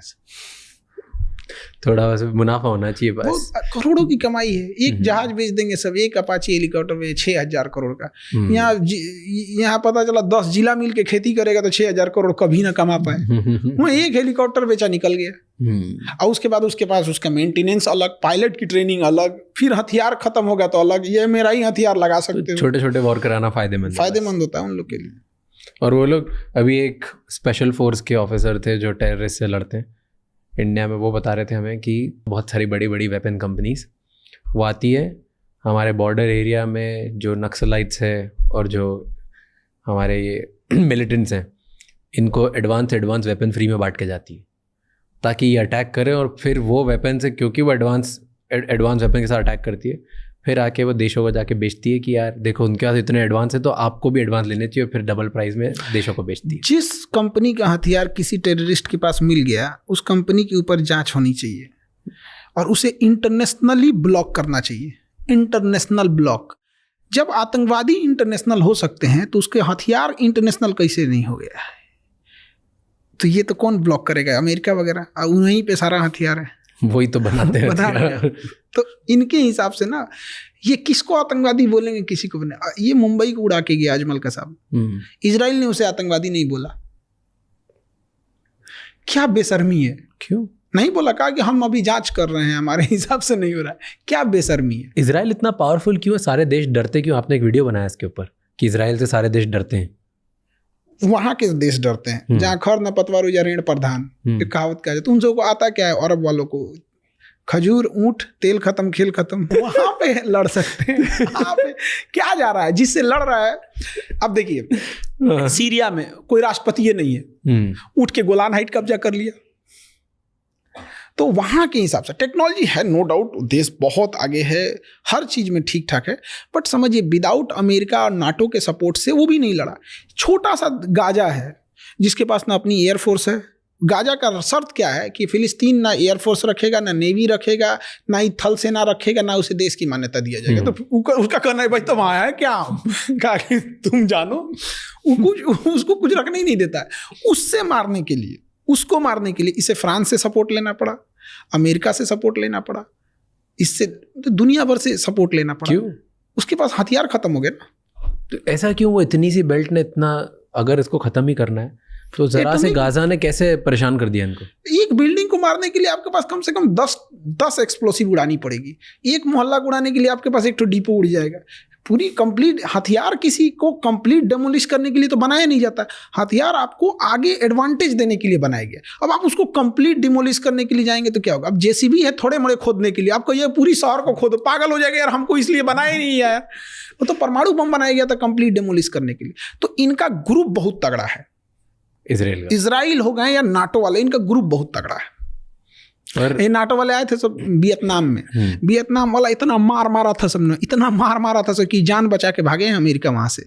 20 साल लड़े थे, कुछ नहीं कर पाए, भगा दिया से वहां पे। क्यों नहीं हो पाया? ये इस वॉर के बारे में मुझे ज्यादा पता नहीं है, बट वियतनाम में अमेरिका वॉर नहीं जीत पाया। नहीं जीत पाया, कभी नहीं जीत पाएंगे वहां पे। देखिए, we can not fight with the geography. ना वो वियतनाम जीत सकते हैं और ना ही अफगानिस्तान जीत सकते हैं। केवल अमेरिका नहीं, रसिया भी तो हार के गया है। कोई नहीं जीत सकता। इवन ब्रिटेन वाले जब हमें गुलाम बनाए थे, लेकिन अफगानिस्तान को आज़ाद कर दिए थे सब। हमारी आज़ादी से पहले म्यांमार को साइड कर दिया सब 1935 के अधिनियम द्वारा 37 में। ज्योग्राफी ऐसी है ना, जैसे अमेरिकन वाले सब जो है ना, जमीन पे नहीं लड़ सकते हैं, वो जमीन पे कभी नहीं लड़ पाएंगे। उनके पास टेक्नोलॉजी है, ऊपर से ड्रोन मार देंगे, हेलीकॉप्टर उतार देंगे, टैंक लेके घुस जाएंगे। लेकिन जहाँ ये काम नहीं आएगा वहाँ क्या करिएगा? अफगानिस्तान में पहाड़ है, वो चुपचाप लेट जाएगा, ड्रोन को पता ही नहीं चलेगा साइड में, और ड्रोन उड़ेंगे ना तो पास में आकर ले जा यहाँ से। वियतनाम में जंगल है, कुछ काम नहीं आने वाला है वहाँ। वो अंदर अंदर सुरंग खोद के चल दिए सब। तो ज़मीन पे वो नहीं लड़ सकता है, यही है। और ज़मीन पे प्लेन अगर एरिया है तो लड़ लेगा। इराक खाली मिला था, लड़ लिया। अफगानिस्तान 20 साल लड़े थे, वापस गए भी तो इज्जत से नहीं गए। उसने कहा कि 10 दिन का नहीं, हम तुम्हें केवल 5 दिन का टाइम देते हैं, सोचिए। सब छोड़ छुड़ा के चले भागो। आज जिस दिन जा रहा था ना, उस दिन भी मार दिया सब तालिबान वाले, उस दिन भी। हमारा अफगानिस्तान से अच्छा रिलेशन है, बट तालिबान से नहीं। तालिबान से तो रिलेशन ही नहीं है, बट नो डाउट इंडिया और अफगानिस्तान बहुत बहुत अच्छा रिलेशन है। हम लोग के मैच जीतने पे अफगानिस्तान वाले खुश हो जाते हैं। पर तालिबान के साथ अभी क्या हो रहा है रिलेशनशिप? अभी तो कोई रिलेशन ही स्टार्ट नहीं है, बट इंडिया को कुछ ना कुछ सोचना पड़ेगा। आपने खुला मैदान छोड़ दिया, वहां से चाइना घुस जाएगा। इलेक्शन कराना चाहिए उन्हें। अगर इलेक्शन के बाद अगर गवर्नमेंट जीत जाती है तो एक बहाना रहता है कि भाई I support the elected government. क्योंकि अफगानिस्तान का है ना यहाँ पे, उसको उसका नाम चेंज कर देंगे सब, वो सब अपना। तो गवर्नमेंट को सोचना चाहिए, क्योंकि अफगानिस्तान हमारे लिए बहुत अच्छा चीज़ है। क्योंकि मेरे दुश्मन का दुश्मन मेरा दोस्त, हमारा दुश्मन पाकिस्तान है, उसका दुश्मन अफगानिस्तान है, उसको सपोर्ट करना। हमें अफगानिस्तान खुला नहीं छोड़ना चाहिए। अफगानिस्तान से तो बहुत लोग अभी भाग रहे हैं। करेंगे क्या बेचारे वो लोग, मरेंगे वहाँ। तो वहाँ पर तभी मैं लंदन में था, और जहाँ पर टैक्सी ड्राइवर था मेरे साथ, वो अफगानी था, और वो बता रहा था कि अफ़गानिस्तान में कैसा रैकेट चलता है लंदन आने के लिए। तो अफ़गानी लोग पाकिस्तान जाते हैं फ़र्जी डॉक्यूमेंट बना के, वहाँ पैसे खिला के, बहुत आसान है जाना। फिर पाकिस्तान से किसी ना किसी तरफ डॉक्यूमेंट बनाते हैं, पासपोर्ट बनवाते हैं, जिससे वो टूरिस्ट वीज़ा पे लंदन आते हैं, क्योंकि पाकिस्तान से या स्टूडेंट वीज़ा पे। लंदन में इनकी ही एक एजेंसी है जो इन लोगों को डॉक्यूमेंट देती कि यहाँ इनको पढ़ाने के लिए बुला रहे हैं। पढ़ाई के पेपर दे के वो पहुँच जाते हैं, जैसे उधर वहाँ पहुँच के पासपोर्ट फाड़ के फेंक के घूम जाते हैं। फिर घूम के इधर उधर जितना टाइम घूम लिए, घूमने के बाद जाके सरेंडर कर देते हैं कि हम भाग के आए, हमको असाइलम दे दो, हमको यहीं रहने दो, क्योंकि अगर हमको हमारे देश भेजा तो वहाँ मार दिया जाएंगे, हम किसी भी देश के नहीं हो। और ये बस बोलते हैं कि हम अफ़गानी हैं, बताते नहीं कि पाकिस्तान के रूट से हैं, बोलते हैं हम अफ़गानी हैं, हम किसी तरह यहाँ पे भाग भुका के पहुँच गए। और पहुँच गए तो फिर वहाँ पे एक रूल है जहाँ पे 5 साल तक तुम्हें फिर वो वीज़ा देते हैं रहने के लिए। 5 साल तक तुम उधर रह लो, तो 5 साल के बाद तुम उधर अपनी सिटीजनशिप के लिए अप्लाई कर सकते हो। ये लंदन वालों को इस पे तकलीफ हो रहा होगा। इन्हीं गधों ने अफगानिस्तान को हमसे अलग किया है, इन्हीं गधों ने पाकिस्तान को हमसे अलग किया है। पाकिस्तान के लोगों, जो पाकिस्तान में पैदा हुआ एज ए ह्यूमन, सोचिए उसकी कितनी दुर्दशा होगी। लड़कियों की हालत ऐसी खराब को, उसका हस्बैंड कब एक नया दुल्हन लेके चलाएगा पता ही नहीं चलेगा उसको। कितना खराब लगे। एक पर्सनल लिबर्टी भी होती है ना, वहाँ पे एक आदमी 4-5 शादी कर लिया। अब आपने वैसा माहौल बना दिया कि जिंदा रहने को ये लोग विकास समझे, अलग बात है। अब देखिए सबसे बड़ी खराबी क्या थी, जब देश आज़ाद हुआ तो गांधी जी तो खैर बंगाल में दंगा छिड़ा हुआ था, कोई पूछने नहीं गया था। तो आज़ादी का लोग इधर दिल्ली में जश्न मना रहे थे। वो बूढ़ा इंसान एक टूटे हुए घर में था कि इसे उग्र भीड़ ने तोड़ दिया है। मैं दिखाना चाह रहा हूँ कि हिंदुस्तान आज भी जिंदा है। तो वहाँ लोग भले गाली देते हैं, जिसकी औकात अपने गांव के मुखिया से लड़ने की नहीं है, जिसकी औकात एक विधायक से लड़ने की नहीं है, वो उस गांधी पे आवाज़ उठाता है जो गुलाम देश में इंग्लैंड की महारानी से लड़ा था। क्या बोलिएगा इसे, खैर वो अलग चीज़ है, क्योंकि गांधी को मानने वाले भी गांधी के विचार वाले होते हैं। जब देश आज़ाद हुआ, सबसे बड़ी बेवकूफ़ी हम लोग से क्या हुआ, हमारा देश है, कोई ससुरा आया इसे लाइन खींच दिया कि इसके इधर इंडिया, इसके इधर पाकिस्तान, हम मान लिए। क्या बेवकूफ़ी थी। चाहे उस समय सरदार पटेल हो, जवाहरलाल नेहरू हो। हमारे देश में क्या है ना कि आप एक नेता को गाली दो, एक को मत बोलो। भाई दोनों लोगों ने क्या किया, ये आपके ऊपर एक लाइन कोई खींच के चला गया, आप क्या करेंगे, तुम जाना है ब्रिटेन जाओ। उसने क्या किया, सेनापति कहा कि हमारी सेनापति 2 साल तक यही रहेंगे। जनरल बूचर था वहाँ पे, तो वो वहीं रह गया। आप 2 साल बाद मिटा देते उसको। जिन्ना मर चुका था, पाकिस्तान में जिन्ना के अलावा कोई नेता ही नहीं था। अबुल कलाम आज़ाद को यहाँ खड़ा कर देते।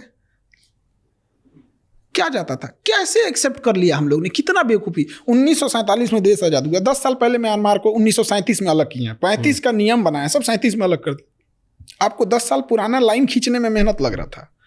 क्या बेवकूफ़ी है ये सब चीज़, खींच खाच के मिटाया। कौन है लाहौर बोलता है यहाँ पे, लाहौर तुम्हारे बाबा का लाहौर है, हाँ बप्पा रावल का है। कंधार तुम्हारा गांधारी का कंधार है, उनकी भी नसीब अच्छी होती। हमारे यहाँ ना ऐसे कोई रिलीजन को लेकर लड़ाई झगड़ा नहीं है, वो पॉलिटिक्स का हिस्सा है। ये एक पॉलिटिक्स, उनकी भी मजबूरी है, अगर वो ये नहीं करेंगे तो जीत भी नहीं पाएंगे।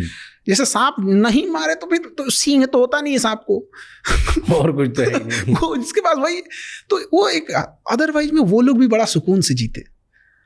हमारे बप्पा रावल का लाहौर था, और पूरी दुनिया में एकता की मिसाल थी लाहौर।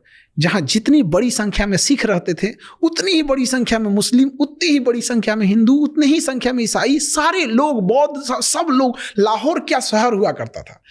आज क्या हो गया है लाहौर, किधर बम फटेगा पता ही नहीं है। बर्बाद कर दिया से इसको। तो ये एक बहुत, हमको सच में ये दुख होता है कि क्या थिंकिंग थी उस टाइम के लोगों की। मान लिया एक कोई फिरंगी आया, लाइन खींच दिया, सीरियल रेड क्लिप बैठा इसे टेबल पे नक्शा लेके, कहा कि कहाँ कहाँ पुलिस स्टेशन है, पुलिस स्टेशन से लाइन खींचते खींचते खींचते खींचते खींच दिया। लाहौर इंडिया में दिया था। तो लोगों ने कहा कि सर आपने तो, पाकिस्तान में तो कोई शहर ही नहीं बचा, कराची है बस। कहा कि तो मैं क्या करूं। कहा एक काम कीजिए, लाहौर दे दीजिए। ऐसे मिटा के ना लाहौर दे दिया, मिटा के दिया वो लाहौर। और हम लोग चुपचाप बर्दाश्त किए थे। क्या बेवकूफ़ी थी। अभी कोई खींच के देख ले। बट पहले इंटरनल फाइट्स थी इसकी वजह से ना, धर्म के नाम पे दो लोग अलग अलग तरीके से लड़ रहे थे, इसलिए कोई तो होना चाहिए जो धर्म के खिलाफ बोले। अब जैसे कोई धार्मिक मामला रहे, हमको क्या है ना, हमको कोई फर्क नहीं पड़ता हिंदू मुसलमान, साइड रोलो, बात में नेशनल मैटर का है तो साइड बंद। अभी लाइन मिटाएंगे पहले, उसके बाद टाइम पे बोलते थे ना कि वीर सावरकर थे, लेकिन उनकी आवाज सुनी नहीं टॉप लेवल तक। सुनाने लायक पोजीशन पे भी तो मतलब, अब देखिए वीर सावरकर ने लड़ाई लड़ी थी, बट एक जिस लेवल पे सुभाष चंद्र बोस गए, उस लेवल पे बात ले जाना चाहिए था। सावरकर जी ने पूरा प्रयास किया था अपने हिसाब से, सब लोग ने अपना अपना योगदान दिया, लेकिन उसका क्या फायदा मिला हमको कि हमसे म्यांमार तोड़ दिया, हमसे बांग्लादेश तोड़ दिया, हमसे पाकिस्तान तोड़ दिया, हमसे अफगानिस्तान तोड़ दिया। ये वही हुआ कि हम अपने पथरी का इलाज कराने हॉस्पिटल में गए और हमको बचा तो लिया, लेकिन हमारा दोनों हाथ पर काट दिया। ये भाई क्या करेंगे हम लेके। पथरी का इलाज करना था, कर तुम पथरी सही कर भाई, तेरे को आजादी देनी था, आजाद कर, भाग यहाँ से। ब्रिटेन वहां पे। तो ये आपको लगता है ब्रिटेन की चाल थी कि हमारी इंटरनल पॉलिटिक्स? ब्रिटेन क्योंकि इंटरनल पॉलिटिक्स नहीं, ब्रिटेन का था, 100% ब्रिटेन का था। एक्चुअल में क्या होता है ना कि जब हम किसी से आज़ादी मांगते हैं ना, उसके कुछ साल बाद जो नेशनलिस्ट होते हैं ना, उस आज़ादी की कीमत वसूलते हैं कि तुमने जलियांवाला बाग किया था, तुमने हमसे इतना सोना ले गए, हमसे ये ले गए। तो ब्रिटेन को ये डर सा मारा था, यार ये सब मांगेगा सब हमसे, और फिर ये महारानी का ताज ले जाएगा सब, नहीं देंगे ना तो महारानी संहिते उठा ले जाएगा सब। उसने देखा कि भाई इसको क्या करें हम। तो सपोज कीजिए कि हम किसी के घर से कोई चोरी करके ले जा रहे हैं, मेरे पीछे वो दौड़ गया है, तो कुछ ना कुछ देर में तो हमको पकड़ लेगा। उसका पैर तोड़ देते हैं मार के, तू दौड़ेगा ही नहीं, आएगा नहीं। पैर तोड़ने के लिए उसने कहा ना कि एक काम करते हैं, यहाँ लड़ाओ, ऐसा ना। पहली बार जमीन का विभाजन धर्म के आधार पर कर दिया। उधर म्यांमार में बौद्ध ज्यादा रख दिया, इधर मुस्लिम ज्यादा रख दिया, लड़ो, तोड़ दिया पैर। अब हमें क्या लगता है पाकिस्तान दुश्मन है वो फिलहाल 47 के बाद, लेकिन पाकिस्तान को पैदा करने वाला दुश्मन का बाप ब्रिटेन हुआ। अब तो मिटाना बड़ा मुश्किल हो गया ना। उस समय नया नया चीज था, बंटवारा खत्म हो सकता था। हमको एक चीज नहीं समझ में आता, सरदार पटेल इतने बहादुर, क्या पर्सनालिटी थी सरदार पटेल की, नो डाउट अनमैचेबल, अवतार लिए हुए इंसान थे सरदार पटेल। वो हैदराबाद के नवाब को यूं झुका देते हैं, ऑपरेशन पोलो ले आते हैं। ये जूनागढ़ का नवाब था, वो कह रहा था हम इंडिया में मिलेंगे ही नहीं, उसको भगा दिए यहाँ से। तो जिन्ना ने कहा कि भाई तुम्हारे पास तो बहुत पैसा, आ जाओ यहाँ पे। तो कहा ठीक है आ जाते हैं। जिन्ना ने जहाज भेजा, पानी वाली जहाज। सरदार पटेल ने, तुम्हारी संपत्ति कैसे जाएगी बे, यहीं रहेगी, तुम्हारे बाप की है। तो वो जूनागढ़ का नवाब केवल 1200 कुत्ता लेके गया था, उसको कुत्ता पालने का शौक था। जिन्ना देखा, माथा पीट लिया, कमीने तो कुत्ता लेके आ रहा है यहाँ पे, ना जमीन लाया ना पैसा लाया, कुत्ता लेके आया वहां पे।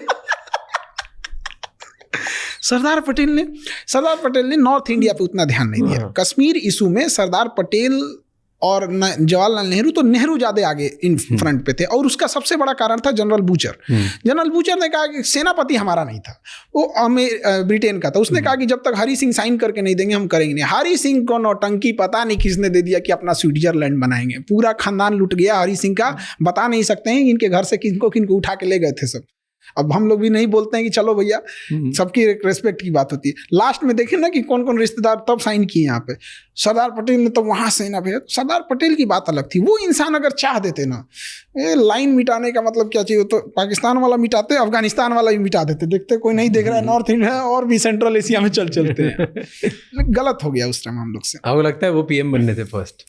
बनने तो चाहिए थे, लेकिन जिंदा रहते तब ना। ये बड़ा अजीब सी बात होती है। सरदार पटेल जी की आकस्मिक मृत्यु 1950 में हो गई थी, और हमारे यहाँ पहला इलेक्शन ही हुआ 1951 में। नहीं, 47 के बाद ही। वो तो प्रोविजनल गवर्नमेंट थी। वो तो प्रोविजनल गवर्नमेंट थी, वो तो वायसराय के अंडर में काम कर रही थी। सेनापति मेरा नहीं, वायसराय मेरा नहीं, तो हम क्या करेंगे ऐसा राजा बन के कि जमीनें मेरे सेना नहीं है। तो किसको बनना था पहला प्रधानमंत्री जो चेंज कर देता इंडिया की? तो उस समय जो कर सकते थे 47 में प्रोविजनल गवर्नमेंट में, उन्हीं के हाथ में था, होम मिनिस्टर के अंडर में। नहीं, उसके बाद पहले इलेक्शन के टाइम पे देखिए पहले इलेक्शन के टाइम पे तो बहुत लेट हो जाता है। हाँ। 47 में ही बात कर रहे हैं, क्योंकि आप बहुत लेट कर दीजिएगा तब तो नहीं हो पाएगा। 47 में ही ये विभाजन खत्म होना चाहिए था।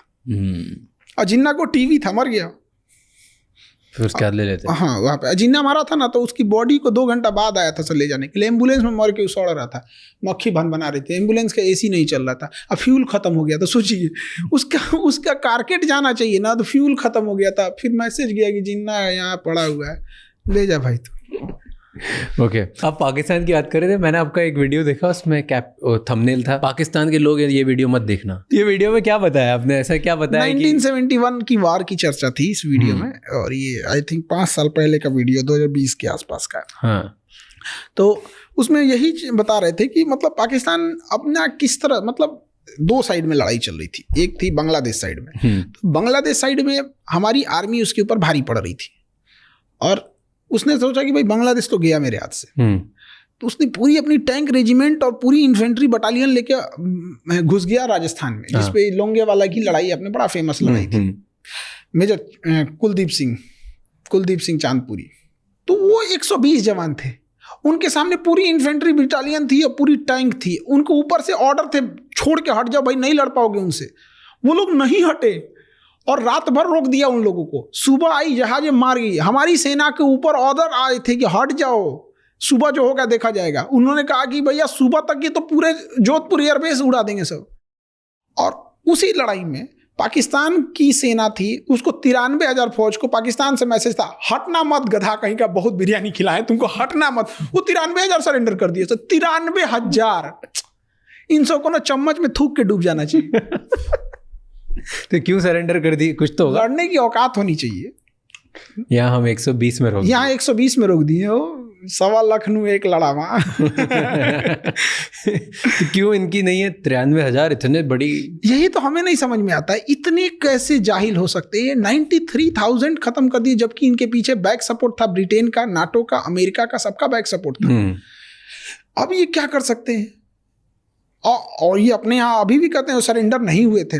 यही कहते कि भाई तुम मानोगे हो नहीं कि तुम्हारे यहाँ सरेंडर हुए थे। तो ये बारात में घूमने आए थे 93,000। इनको अमेरिका भी अपनी भेज रहा था ना, शिप सपोर्ट करने के लिए भेजने वाला था पहुंचने से पहले। अमेरिका का तो आधा बेइज्जती पाकिस्तान कराया। उसने पैटर्न टैंक भेजा अमेरिका ने पाकिस्तान को कि अनविंसिबल टैंक है, इसे कोई नहीं उड़ा सकता है। आरसीएल गन से वीर अब्दुल्ला भी उड़ा दिए। अमेरिका का टैंक का ऑर्डर खत्म हो गया। पाकिस्तान, अमेरिका ने कहा कि चोटा तुमको हम नहीं देंगे, टैंक से ज्यादा चलाने वाला मायने रखना चाहिए। अमेरिका ने एक पनडुब्बी दिया, PNS गाजी नाम था उसका। कहा कि इसको कोई नहीं डुबा सकता। उसको हमारा एक जहाज डुबाया, जो जहाज खराब हो गया था, लंगर में था, मेंटेनेंस चल रहा था। INS राजपूत मार के गिरा दिया गाजी को। अमेरिका कहा कि तुमको हम हथियार नहीं देंगे, तुम पूरा बेइज्जत करा के रखा है हमको। 1970 का जहाज था MiG-21। 1970 की मोटरसाइकिल चलाने में डर लगेगा हम लोग को। उतनी पुरानी मोटरसाइकिल चलेगा भी कि नहीं चलेगा, अजीब लगेगा। हम लोग का MiG-21 जहाज 1970 का, उसमें गिरीश मोबिल सब खत्म है, झर झर झर झर करता है। इसे दरवाजा बंद हो जाएगी, पायलट कहते भाई बंद हुआ कि नहीं, इसे नहीं, भाड़ा पे टेम्पू चलती है वहाँ पे, वैसा जहाज से। और पाकिस्तान का F-16 मार के गिरा दिया। F-16 मार के गिरा दिए। अब दुश्मन के एरिया से यूं टर्न लेके भागना था। अब ये पुराना जहाज था, टर्न लिए बस वहीं क्रैश हो गया। अब पाकिस्तान पागल हो गया भाई। अमेरिका को कहते हैं भाई अच्छे लोगों को हथियार भेजो, तुम्हारी भी इज्जत बची रहेगी। F-16 मार के गिरा दिया। अब पाकिस्तान कह रहा है कि नहीं गिरा F-16, उसका जो विंग्स टूटा हुआ था वो इंडिया में गिर गया। तो हमारे एयरफोर्स ये देख, ये टेम्पू का दरवाजा है रे। इनको ऐसा लगता है ना कि हमको लगता है, इन सबको ऐसा लगता है कि इनको फरिश्तों से डायरेक्ट फोन नंबर रखे होंगे, सब ये बात करते होंगे उस तरह से। हम लोग का चंद्रयान क्रैश कर गया, होता है। हमारे वैज्ञानिकों ने पूरा कोशिश किया था, वहां पहुंचा कि जमीन पे लैंडिंग ठीक जगह पे नहीं हुई थी। लेकिन उसके बाद तो हम लोग ने अच्छा कर दिया। जब क्रैश किया था तो बहुत खुश थे सब। अरे गधों, जो पहुंच सकता है वो अगली बार अच्छे से पहुंच जाएगा। एग्जैक्टली। अब वो पूछ रहा है सब कि क्या करेंगे चांद पे जाके। मतलब किस स्कूल कॉलेज में, हमको ना कभी कभी लगता है कि हमारे यहाँ स्कूल खराब है। कह रहा है कि चांद पे जाके क्या करेंगे। अरे कल को अगर वहां यूरेनियम मिल जाता है, वहां जाएंगे, यूरेनियम निकाल के लाएंगे। दुनिया का सबसे महंगा चीज यूरेनियम है। सोना चांदी हीरा को पूछता को नहीं। तो मतलब ये तो नॉर्मल लोगों को लगता है कि सोना बहुत महंगा चीज है। अरे सोना मतलब क्या चीज, टांग के घूमो यहाँ पे। यूरेनियम कल को वहां मिलेगा, हम लेके आ जाएंगे। और जब तक इनकी टेक्नोलॉजी बनते बनते पूरा खदाड़ के लेके खत्म कर चुके रहेंगे। दो देश एक ही टाइम पे अलग हुए थे, एक ही हिस्से से अलग हुए थे, पाकिस्तान और इंडिया। दो ने डेढ़ बोलिए, डेढ़ आधा ही है। उसका आधा बांग्लादेश कट गया। वो आधा देश प्रगति क्यों नहीं कर पाया जब एक ही टाइम पे अलग था? उनमें दिक्कत क्या है? उन सबको ना अजीब दुनिया में जा रहा है सब उनको। उन लोग की दुनिया ही अलग है। हम लोग को ना बिल्डिंग चाहिए, फैक्ट्री चाहिए, हॉस्पिटल चाहिए। ये छोटा मोटा चीज उन सबको थोड़ी चाहिए। सीधे ताज होटल में आएंगे, बम चलाएंगे और उसका जन्नत में जाएंगे। अरे गधा कहीं का। ऊपर वाले को सबसे ज्यादा अगर किसी ने बदनाम किया तो पाकिस्तान वालों ने बदनाम किया। कोई इंसान मेरा नाम लेके किसी को 2 तमाचा मार दे, खान सर की जय 2 तमाचा मार दे, हम फंस जाएंगे। ये अपने खुदा का नाम लेके बम चलाते हैं। यार फंसा किसको रहे हो? तुम बदतमीज हो, तुम बम मार रहे हो, किसी मासूम को ले रहे हो। तो अच्छे चीज में नाम लो। कहीं तुम परोपकार कर रहे हो, कोई हॉस्पिटल खोल रहे हो, वहां खुदा का नाम। गलत काम में क्यों खुदा का नाम लेते हो? फिर क्या है कि कोई इंसान नॉर्मल नमाज पढ़ रहा है, खुदा का नाम ले रहा है, लोग उसको अंतर नहीं समझ कर पाते हैं। अजीब हाल है ये। कहीं 50 एम्बुलेंस डोनेट कर रहे हो, तुम नाम लो अपने भगवान का, लो अपने खुदा का, लो सबको अच्छा काम में लो। पूरी कम्युनिटी को नाश के रखा है। क्या बोलिएगा इसको? बट प्रॉब्लम क्या है ना, धार्मिक चीज़ें बहुत ज़्यादा आगे नहीं होनी चाहिए। धार्मिक चीज़ों में एक चीज़ क्या है ना कि वहाँ पर आपका धार्मिक चीज़ें में आप उसमें ना आप लॉजिक नहीं लगाइए। जो बोला जा रहा है चुपचाप एक्सेप्ट कर लीजिए, जो है वही मान लीजिए। अब जब ये बहुत ज़्यादा हो जाएगा ना, समाज को इस चीज़ की आदत लग जाएगी एक्सेप्ट करने की। एक पाकिस्तान के कोई बहुत फेमस इंटेलेक्चुअल थे, वो हम तो उन्हें उतना देखते नहीं हैं, बट उनका एक क्लिप आया था कोरोना के टाइम पे कि वैक्सीन मत लगवाना, अमेरिका की वैक्सीन है। तो हमको लगा कि भाई सुनना चाहिए, भाई पाकिस्तान का स्कॉलर आदमी क्या बोल रहा है। तो हम सुने कि क्यों, उस समय कोरोना सबको डर लग रहा था, जो बोलता था आदमी हम क्या बोल रहा है भाई, सुन सुन सुन कर रहा कि ये अमेरिका की चाल है, वो वैक्सीन में कोई नैनो चिप रखे हैं। हमको और वो इसके हेल्प से, इस वैक्सीन की हेल्प से हमारी दिमाग को कंट्रोल करेंगे, हमारी दिमाग चुरा लेंगे। हम कह रहे हैं भाई अमेरिका को अगर दिमाग चुराना है, तुम गधों का दिमाग चुराएंगे, नाड़ा बांधने के अलावा आता क्या है तुम लोगों को? क्या बेवकूफ़ी चल रही है इन सब की, अलग टाइप का। मतलब इनको देखते तो हमें भी लगता हमारा एजुकेशन सिस्टम ठीक है, चलो भाई कोई शिकायत नहीं है इंडिया से, कोई बहुत अच्छा चल रहा है, इंडिया एकदम ठीक ठाक चल रहा है। जिसने भी लाया है अलग अलग प्रधानमंत्रियों का योगदान है, कम के वो इसे तो भाषण नहीं मचाया है सब जैसे उन्होंने कर दिया। बट वहाँ पे लगता है कि आर्मी की वजह से दिक्कत है, क्योंकि आर्मी कंट्रोल करती है, आर्मी ही बनाती है प्राइम मिनिस्टर, आर्मी ही हटा देती है, जो प्राइम मिनिस्टर बनता है वो जेल चले जाता है। पाकिस्तान के पास आर्मी नहीं है। नहीं, पाकिस्तान के पास आर्मी नहीं है, आर्मी के पास पाकिस्तान है। ईद के टाइम पर देख रहे थे, ईद में उसका जनरल जो था, सेना का जनरल, पूरे शहर में पोस्टर लगाया हुआ है, ईद मुबारक। अब फोटो लगा, जैसे अपने नेताओं का कैसे फोटो लगता है, शुभकामना, नव वर्ष की शुभकामना, ईद मुबारक, होली की शुभकामना, वैसे सेनापति अपना पूरे शहर में लगवाया हुआ है। क्या इंडिया में लगा सकते हैं? क्या हाल है वहां पे पाकिस्तान वाले? उसका सबसे बड़ा कारण क्या था कि जिन्ना ने देश लिया उससे ज्यादा खतरनाक था कि जिस तरीके से उसने देश लिया। और जब देश आजाद हो गया, मतलब विभाजन हो गया, तो मुस्लिम लीग ने कहा कि हमें अपना मुल्क मिल गया, तो उसने डांटा था मुस्लिम लीग को और कहा था कि इतिहास याद रखेगा, मुस्लिम लीग ने देश अलग नहीं किया, जिन्ना के ताकत से देश अलग हुआ। ये उसकी ताकत। और गुजरातियों को अंडर एस्टिमेट नहीं करना चाहिए। जिन्ना भी गुजरात के थे भाई, बहुत तेज दिमाग के होते। जीना भाई ठक्कर, मतलब वो ठक्कर जाति से था, मुस्लिम नहीं था जिन्ना, उसके दादाजी मुस्लिम नहीं थे। जेना भाई ठक्कर थे, ठक्कर जाति से। तो उसने ना मछली का व्यापार करते थे, तो शाकाहारी लोगों ने उन्हें बाहर कर दिया, भागो यहाँ से, तुम ये मछली कराची में सीख दिए। तो मुंजा भाई ठक्कर मुंजा भाई ठक्कर का बेटा हुआ जेना भाई ठक्कर, और जेना भाई ठक्कर का बेटा हुआ मोहम्मद अली जिन्ना, और ये इस्लाम धर्म अपनाया था और उसके बाद से ये कांड कर दिया। तो अगर जिन्ना को हम लोग एलिमिनेट कर देते ना तो पाकिस्तान बनता ही नहीं। नाथूराम गोडसे, हमको लगता है इसने को किसी ने गलत सुपारी दे दी थी, फोटो दिखाने में गलत कर दिया कि मारना है इसको, मार दिया उसको जाके। भाई मारना था तो जिन्ना को मार देते यार। हम लोग तो बदनसीब थे भैया, हम लोग तो अभी जन्म लिए हैं, आज़ादी के समय हम लोग नहीं थे। बट इनफैक्ट एक कॉमन सेंस भी रहता, अगर हमें ही मारना रहता तो भाई हम गांधी को क्यों मारे? 80 साल का बूढ़ा तेज ढकेल देंगे तो मर जाएगा इंसान, उसको मार दिया। कितना बेशर्मी का बात है यहाँ पे। जिन्ना को मार भाई, सारा बवाल खत्म हो जाएगा यहाँ पे। वही ना मचा रहा है यहाँ पे। आप उस आइडियोलॉजी की नहीं हो जहाँ पे लोग डिबेट करते हैं ना कि गांधी जी ने ऐसा किया, गांधी जी ने ऐसा किया। कहाँ कौन से प्रस्ताव में गांधी ने लाया? देश का विभाजन हुआ, CR फॉर्मूला, चक्रवर्ती राजगोपालाचारी लास्ट में थे, सरदार पटेल ने भी सहमति उस समय थी, जवाहरलाल नेहरू की भी सहमति थी, सबकी थी। कारण क्या था? जिन्ना था। सिंपल सा कारण उसका जिन्ना था।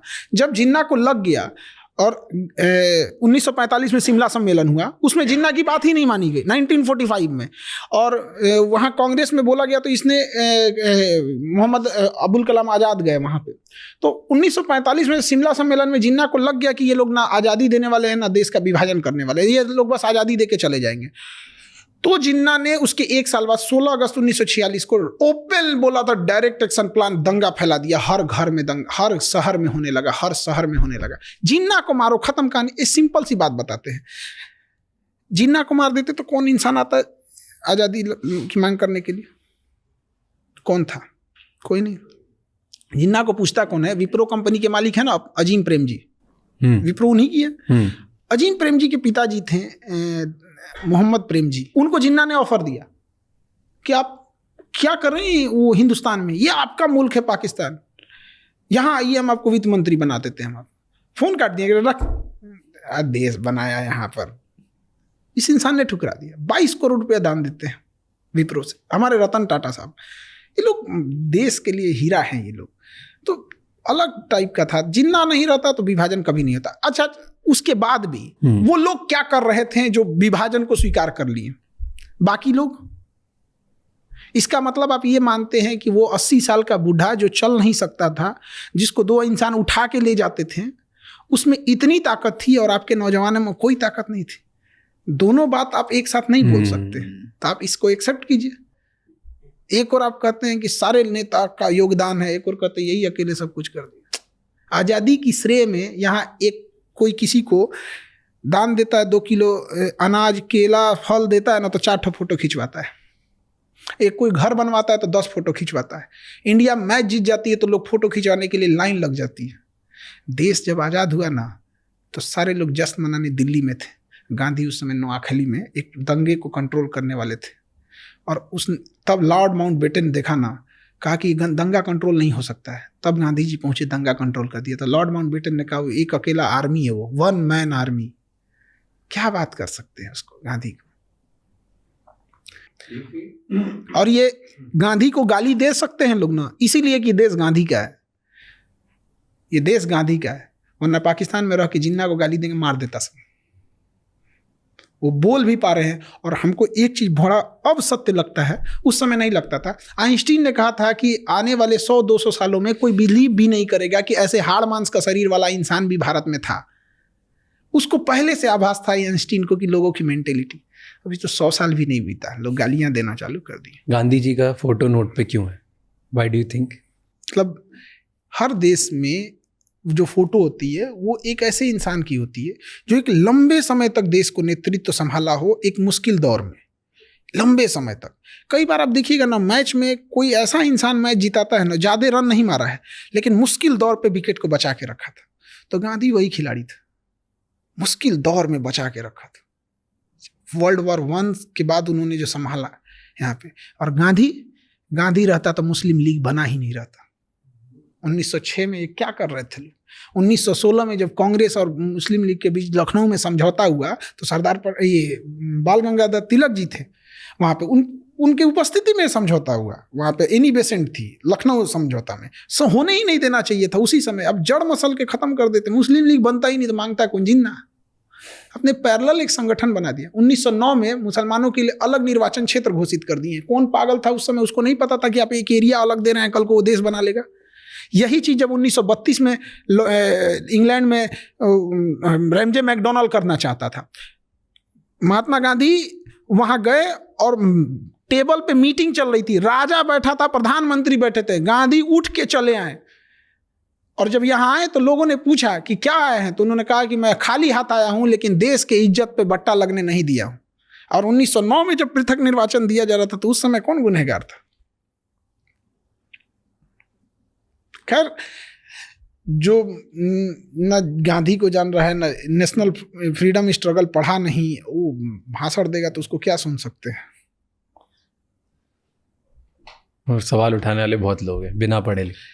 सवाल तो लोग सीता मैया पे उठा दिए थे, तो गांधी जी क्या है? तो गांधी और हम और आप क्या चीज़ है? इस समाज का उसूल है, जो इस समाज को उठाएगा समाज उसको मार देगा। चाहे महात्मा बुद्ध को जहर देना हुआ हो, चाहे अब्राहम लिंकन को मारना हुआ, चाहे सुकरात को हो, चाहे ईसा मसीह को सूली पे चढ़ाना हो, या फिर इमाम हुसैन का कत्ल करना हो, या फिर गांधी को गोली मारना हो, या सीता मैया को अग्नि परीक्षा पे बैठाना हो, ये समाज उसी को उंगली उठाता है जो इसे सहता है। इस सब मामले में कृष्ण जी ठीक थे, इस सब मामले में सबसे ठीक ठाक है, दुर्योधन ज्यादा नहीं। क्यों ठीक थे सबसे, ऐसे क्यों? ये सब एक उनके लिए फिक्स था कि भाई एक लिमिट से ज्यादा कूदोगे तो काम खत्म कर देंगे। इतना नहीं यहाँ पे कि कर्ण रथ से नीचे उतर गए थे, मारिए इसको, तो काहे भाई इंसानियत। जब द्रौपदी का चीरहरण हो रहा था तो इनका इंसानियत मर गया था। टिट फॉर टैट, ये सब चीजों में ठीक थे। आप कौन से किसको फॉलो करते हैं? हम सबको सब। यहाँ एक इंसान जिस मोहल्ले में रहता है सबसे संपर्क बना के रखता है। वो पुलिस वाला है, पोस्ट ऑफिस में टीचर हैं, ये IAS है, एक जज हैं, और संपर्क बना के रखता है, बड़ा खुश होता है। तो फिर इतने बड़े बड़े भगवान से क्यों बैर लेना भाई? सबसे मिलजुल के रहो, कोई दिक्कत कभी आएगी तो खुल के बोल सकते हो। और क्या ये बताइए, अगर कोई क्रिश्चियन है वो वाहे गुरु से कहे कि हमारी मुसीबत में आप, मेरी मुसीबत है, हमें इस मुसीबत से निकाली, तो क्या कहेंगे? तुम क्रिश्चियन हो। इंसानियत सबसे बड़ा होना चाहिए, सर्वोपरि। अभी देखा जो बिल के ऊपर बात हो रही है, वक्फ बोर्ड बिल, वो क्या है ना कि रिलीजियस चीजें जो होती है ना, जैसे CANRC आया था ना, ऐसा लग रहा था कि दुनिया पलट जाएगा, तो ये हो जाएगा, तो वो हो जाएगा, देश के लिए ये वो, पता नहीं क्या हुआ, पता ही नहीं चलता कुछ आपको। मतलब कुछ GST आने वाला था तो इससे देश का विकास हो जाएगा, ये हो जाएगा, वो। मीडिया में जो हवाबाजी चलती है उसको रियलिटी से बहुत अंतर होता है। नोट बदल देंगे तो आतंकवादी का कमर टूट जाएगा, सुधरा उसके बाद पुलवामा हुआ था। बताइए, इतना भयानक, चलती सड़क पे बम से उड़ा दिया, पठानकोट हमला हो गया यहाँ पर। तो जो मीडियाबाजी एक अलग चीज़ है, ऑन ग्राउंड रियलिटी अलग चीज़ है। UCC है, समान सिविल संहिता, ऐसा लग रहा है कि भारत सिंगापुर हो जाएगा। क्या हो जाएगा उसमें? एक तो शादी ब्याह का रूल होगा कि भाई आप डिवोर्स देने का तरीका बदलेगा, डिवोर्स नहीं खत्म होने, तरीका बदलने वाला कि आप कोर्ट से जाके डिवोर्स लीजिएगा। सारे धर्मों के लिए एक जैसा हो जाएगा। वसीयत का होगा कि भाई बेटा का अधिकार है तो बेटी का भी अधिकार है।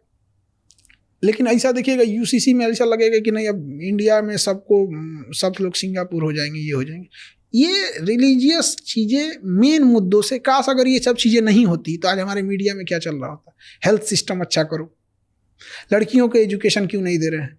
फिल्मों में लड़कियों को क्या दिखा रहा है कि उनकी ज़िंदगी किसी पुरुष पे डिपेंडेंट है। पुष्पा मूवी में मस्त पुष्पा बेचारी श्रीवल्ली खाना बनाने के लिए है। एक लड़कियों पे क्या इफेक्ट पड़ रहा है? किसी भी फिल्म में लड़कियों की स्थिति, हीरोइन की स्थिति कौन ठीक कर रहा है? पुरुष। चाहे KGF हो, बेचारी को गोली लग जा रहा है, कुछ नहीं कर पा रही है, यही देखो सब कुछ। कभी इस पे आवाज़ उठाएंगी ना कि भाई हम लोग को क्या दिखा रहे हो? क्या हम लोग किसी काम के नहीं, बस खाना बनाने के लिए, डांस करने के लिए हैं? फिल्मों में यही ना दिखा रहा है। तो ये मुद्दों से भटकाने के लिए अच्छी चीज़ें होती हैं, ये सब चीज़ आसान रास्ता है। इन सब चीज़ों के अलावा भी इंडिया में हमारे पास बहुत सारी दिक्कतें हैं, बहुत सारे अभी तक फ्लॉज, लाखों समस्याएं हैं। पर एक चीज़ है जो बढ़ते जा रही है, वो है अपने देश का स्टेटस। देश की प्रगति तो हो रही है, पिछले 10 सालों में देश काफ़ी आगे बढ़ा है। तो आज आपको क्या लगता है इंडिया की ग्लोबल लेवल पे स्टैंडिंग क्या है?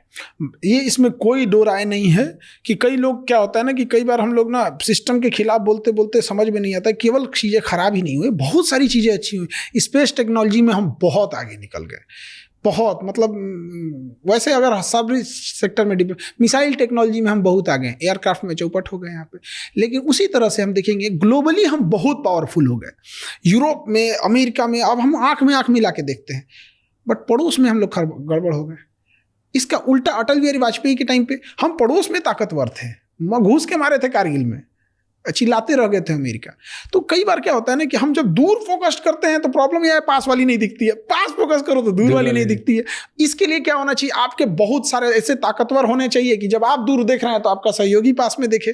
तो इकोनॉमिकल उस तरह नहीं है, लेकिन नो डाउट फॉरेन पॉलिसी में बहुत सुधार हुआ है, बहुत। लेकिन ये जो छोटकन देश में है समझो, जैसे श्रीलंका हो गया, बांग्लादेश हो गया, ये बांग्लादेश है ना, हमारा चिकन नेक पतला है। अरे भाई साहब 20 किलोमीटर बस भारत को बढ़ने की जरूरत है। 20 किलोमीटर अगर त्रिपुरा को नीचे आइएगा ना तो त्रिपुरा समुद्र से जुड़ जाएगा, काम खत्म, 7 सिस्टर को बंदरगाह मिल गया। 20 किलोमीटर बांग्लादेश से नहीं बढ़ सकते हैं तो क्या बढ़ सकते हैं, ऑप्शन है हमारे पास, सरकार नहीं है, बढ़ गए, वापस देंगे जब सरकार आएगी तब। वापस कब, शेख हसीना आ गई तो वैसे भी पॉजिटिव हो गया, नहीं आए तो भी पॉजिटिव हो गया। कुल पंचायती कलम खूंटा हुए गड़ब 20 किलोमीटर घुस जाए श्रीलंका, काम खत्म। वो श्रीलंका कह रहे हैं, त्रिपुरा का हो गया, कॉक्स बाजार सब हम लोग का हो जाएगा। अब उसके बाद बांग्लादेश चिल्लाएगा, फिर समझौता कराएंगे, उस पर लिखो तभी देंगे जब तुम हमारे किसी शत्रु देश को या किसी विदेशी देश को यहाँ नौसेना का अड्डा नहीं दोगे तब। ऐसे छोड़ देंगे तो कुछ भी कर देगा। जाके मोहम्मद यूनुस बोलता है चाइना में कि नॉर्थ ईस्ट के पास अपना समुंदर नहीं है। अरे बाप रे बाप, काश ये धार्मिक मुद्दे भारत में नहीं होते ना। आज चिकन नेक जो 26 किलोमीटर हम कर रहे हैं उसमें क्या जाता है, उसको 50 किलोमीटर घुस जाए बांग्लादेश में। चाइना कैसे गया तिब्बत लेके, सद्दाम हुसैन पे कैसे अमेरिका ने हमला कर दिया, अफगानिस्तान में क्या किया, पुतिन ने क्या किया, चेकोस्लोवाकिया कहाँ गया। और हम करते हैं, भारत की शुरू से कभी फिलॉसफी नहीं रही है दूसरी जगह जाके। दूसरा देश बांग्लादेश मेरा है, दूसरा कहाँ है। फिलॉसफी को ये क्या मतलब बनता है, हम अपनी फिलॉसफी भूल गए हैं। हमारा है बांग्लादेश, पूरा भी ले लें तो अपमान, कोई अपराध नहीं होगा। ये बात तो हम लोग मंदिर मस्जिद में कह सकते हैं, कसम खा के कह सकते हैं। हमारा जमीन है, हमारा पर्स गिर गया है, हमारी बस आगे निकल गई तो लौट के आके हम नहीं उठाएंगे क्या कि हमारी फिलॉसफी हम नहीं उठा, बांग्ला मेरा है, अधिकार बनता है हमारा। था, अब तो एक स्वतंत्र देश है, वो अलग है। अब थोड़ी अब अलग, पहले कर सकते थे। दादा हैं हम लोग बांग्लादेश के, बाप हैं पाकिस्तान के। तो दादा बूढ़ा हो जाता है तो क्या अपना हक खो देता है। सब चलता है इंटरनेशनल रिलेशन में, कोई मायने नहीं, सब चलता है यहाँ पे। अगर राजा लड़ना छोड़ देना, राजा का पतन हो जाता है। अशोक सम्राट कलिंग की लड़ाई में के बाद उसने लड़ना छोड़ दिया। जो हम जिस बिहार से आ रहे हैं ना, उसका नाम मगध था। वो म्यांमार से शुरू होता था, तुर्की तक जाता था। ये बीच में पाकिस्तान, अफगानिस्तान, ईरान, तुर्की से अर्दोगान कूद रहा है। सब ये सब हम लोग के अंडर में कहीं कोई ठेकेदार उकतार होगा। सब पुल बना रहे तुम यहाँ पे, रास्ता बना, अशोक आने वाला है यहाँ पे, माला वाला छिड़कना यहाँ पे। चंद्रगुप्त मौर्य हमारे यहाँ का राजा था, हमारी कोचिंग के बगल में उसका घर था, कुम्हरार एक जगह है, वहीं रहता था वो। पाकिस्तान और अफगानिस्तान का उस समय नाम एरिया, अराकोसिया, जेड्रोसिया और पेरिस पेमियाई था। उसको पाकिस्तान और अफगानिस्तान को दहेज में दिया था चंद्रगुप्त मौर्य। लेकिन हुआ क्या, उसका पोता यानी चंद्रगुप्त मौर्य बिंदुसार, उसके अशोक, लड़ना छोड़ दिया। वो मगध धीरे धीरे छोटा होते होते होते होते होते होते आज बिहार बचा है। जिस मगध यानी जिस बिहार के आगे सिकंदर लौट के गया था ना, जिस बिहार को कोई जीत नहीं सका था, मगध को ना, पूरे अखंड भारत को जिस पटना से संभाला जाता था ना, केवल उसके तलवार छोड़ने की वजह से आज पटना ना मजदूरों की राजधानी हो गई। पूरे बिहार से सबसे ज़्यादा लेबर हमारे यहाँ आते। वही लड़ना नहीं छोड़ना चाहिए। अमेरिका पागल है जो 800 अरब डॉलर अपने इकोनॉमी पे डिफेंस बजट पे खर्च कर रहा है।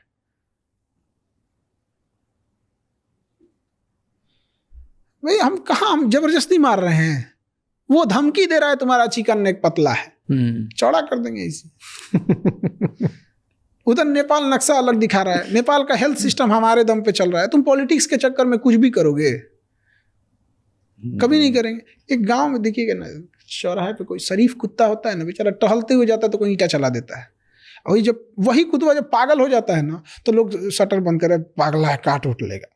तो थोड़ा डर भी जरूरी होना चाहिए, खौफ होना चाहिए। कुत्ते से याद आया, आपने एक वीडियो बनाया था पाकिस्तान और उसको कंपेयर करा था, क्या कुत्ता जैसा दिखता है तो हम क्या पाकिस्तान आप दिखाइएगा ना, पाकिस्तान का नक्शा कुत्ता जैसा दिखता ही है, तो हम क्या करें इसमें? हाँ देखिए, दोनों का नक्शा एकदम, उधर पाकिस्तान का नक्शा है, इधर कुत्ता बना हुआ है, एकदम एग्जैक्ट दिखता है। कुत्ते की बेइज्जती है, सच में कुत्ता की बेइज्जती है। पाकिस्तान वफादार नहीं है। देखिए उसको क्या कहिएगा आप वहां पे, जहां पर मलाला को केवल इसलिए मार दिया गया कि वो पढ़ने के लिए बोल रही थी। अजब अजब पागल है सब वहां पे। कहता है सब ना कि महिला डॉक्टर से दिखाएगी, अगर महिला पुरुष डॉक्टर से दिखा दी तो गोली मार देंगे। चल भाई तुम्हारा देश है। अब महिला स्कूल में जाता है कि महिला 5 तक पढ़ेगी, 5 से ज़्यादा पढ़ना नहीं चाहिए, पढ़ ली तो गोली मार देंगे। अरे बैल कहीं का, तुम इधर 5 से ज़्यादा उसको पढ़ने नहीं दिया तो डॉक्टर कहाँ से बनेगी? इधर पुरुष के पास दिखाने जाएगा तो मार देंगे। तो क्या पागल? पाकिस्तान में, ये तो अफगानिस्तान में, दोनों में क्या अंतर है? ट्रेन हाईजैक हो रही है उस देश में। आप सोचिए, ट्रेन हाईजैक हो रही है, कितने आए होंगे सब। बंदूक लेके कितना टहल रहा है। दरवाजा बंद कर, तू खिड़की से मत देख, खिड़की बंद कर।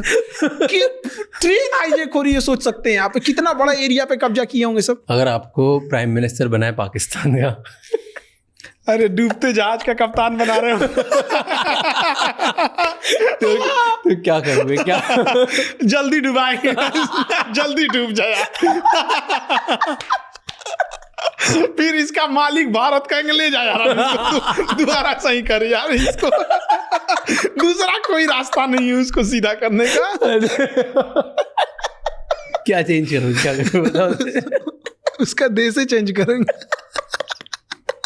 पूरा देश चेंज करेंगे। वो सही नहीं हो सकता ना। अब आप कहिएगा कि जैसे हमारा थोड़ा कपड़ा फट गया तो हम सिल सकते हैं ना। अब आप हमको मच्छरदानी उठा के दीजिएगा, इसको पूरा छेद है यार उसमें कहाँ से बंद करेंगे यार? वैसे हमारा जो प्रधानमंत्री था जेल चले आता। ये गया बेवकूफी के चक्कर में। मेरा चाचा इमरान खान, इसको ना एक महिला मिली जिसको लोगों ने कहा कि बड़ा अच्छा इसका लक्षण है, मतलब इसके जो मतलब ये बड़ा ज्ञानी टाइप की है और एस्ट्रोलॉजिकल, इससे तुम शादी। 2 देश गया सब, इसमें 2 प्रधानमंत्री गया, श्रीलंका वाला भी गया था, एक ये भी गया था। तो इसको कहा गया ना इससे शादी कर लो, इलेक्शन जीत जाओगे। इसने शादी कर लिया, बट ना शादी उसको, वो पहले से शादीशुदा थी तो उसको डिवोर्स दिया। डिवोर्स देने के बाद ना लगभग 3 मंथ के लिए छोड़ दिया, मतलब दूसरी शादी तब तक के लिए नहीं कर सकते हैं वहाँ पे। उसको एक टेक्निकल नाम होता है, इद्दत टाइम बोलते हैं उसका, एग्जैक्ट लगभग 3 मंथ नहीं शादी करना होता है।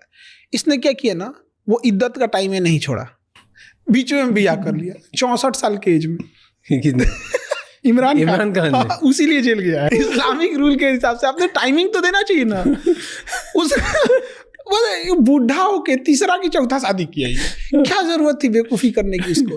और उसको ना जब कोर्ट में पेश कर रहा था सब, तो उसको कोई गोली ना मार दे, उसको बुलेट प्रूफ पहनाया था सब, और सर पे कोई गोली ना मार दे तो बाल्टी उड़ा के ले गया था। स्टील का बाल्टी पहना के ले गया कि इसको मार देगा सब। पाकिस्तान के जितने प्राइम मिनिस्टर हुए ना, उसमें ये थोड़ा सुलझा हुआ है। एक्चुअल रीजन भी क्या है, ये क्रिकेटर रहा है। तो क्रिकेटर लोग क्या होता है ना कि बहुत जगहों पे मिले होते हैं, बहुत सारे देशों में मिले होते हैं। इंडिया कई बार खेलने आए, इंडियन लोगों से मिला, तो लगाव है इस व्यक्ति को, लगा है कि इसको ये नहीं। बाकी सबको कुछ पता नहीं होता है, उन सबको उठते वहाँ का वो कर डिफेंस मिनिस्टर कह रहा था पाकिस्तान का कि हम भारत के ऊपर टैक्टिकल परमाणु बम मारेंगे और मुसलमानों को बचा के। मतलब परमाणु बम ये पता चलेगा वो मुस्लिम हो तो नहीं फटेंगे हम। अरे चोट्टा कहीं का, जब हम इस देश में जिसके साथ जिए हैं, जिसके साथ हम ईद मनाए हैं, जिसके साथ हमने होली खेली है, जिसके यहाँ दिवाली में जाके मिठाई खिलाया है, नहीं खिलाया है तो आदमी टोक दिया है कि तुम्हारा मिठाई नहीं खिलाएगा इस बार।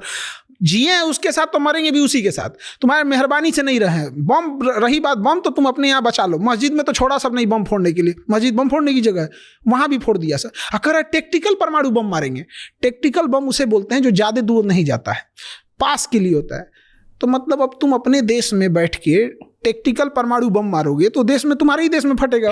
मतलब वो उसका डिफेंस मिनिस्टर कर रहा है, हम अपने देश में अरे परमाणु बम स्ट्रेटेजिक होता है, जो दूर तक मारता है। टैक्टिकल कब होता है कि फंस गए हम यहाँ पर और उसकी ना कोई सेना घुस गई है या उसकी छावनी है, तो मारा वहां पे थोड़ी दूर के लिए तबाही कर दिया। तो या तो उसको टैक्टिकल का पता नहीं है, या तो उसका परमाणु बम भी टैक्टिकल ही है। या परमाणु बम का भी बेइज्जती कर रहा है सर। परमाणु बम एक स्ट्रेटेजिक बम है हमारे देश में, उसको हेल्थ थल सेना नहीं कर, उसका एक ब्रांच है स्ट्रेटेजिक कमांड, वो संभालती है, वो उसको भी टैक्टिकल कर रहा है। बताइए इसको क्या बोला जाए। तो आप बने कैसे, आपने कैसे स्टार्ट किया, आप ये सब करना कब शुरू किया? हम लोग तो ये सब टीचर बनना ही नहीं था हम लोग को। लोग 10th पास किए थे लोग, तो घर की स्थिति समझ गए थे कि इंटर कर लेंगे, उसके कुछ ना कुछ काम सीखना पड़ेगा। जहाँ हम रहते थे उसका किराया था 1500 रुपया, और हमको हमेशा सोचना ये इसको 1500 रुपया रेंट देना है, कहाँ से देंगे। और मेस में जहाँ हम खाना खाते थे उसका रेंट था 1400, उसका मेस का चार्ज था 1400, और 2 टाइम खाना आता है टिफिन से। तो ये बड़ा समस्या रहता था, क्या करें हम।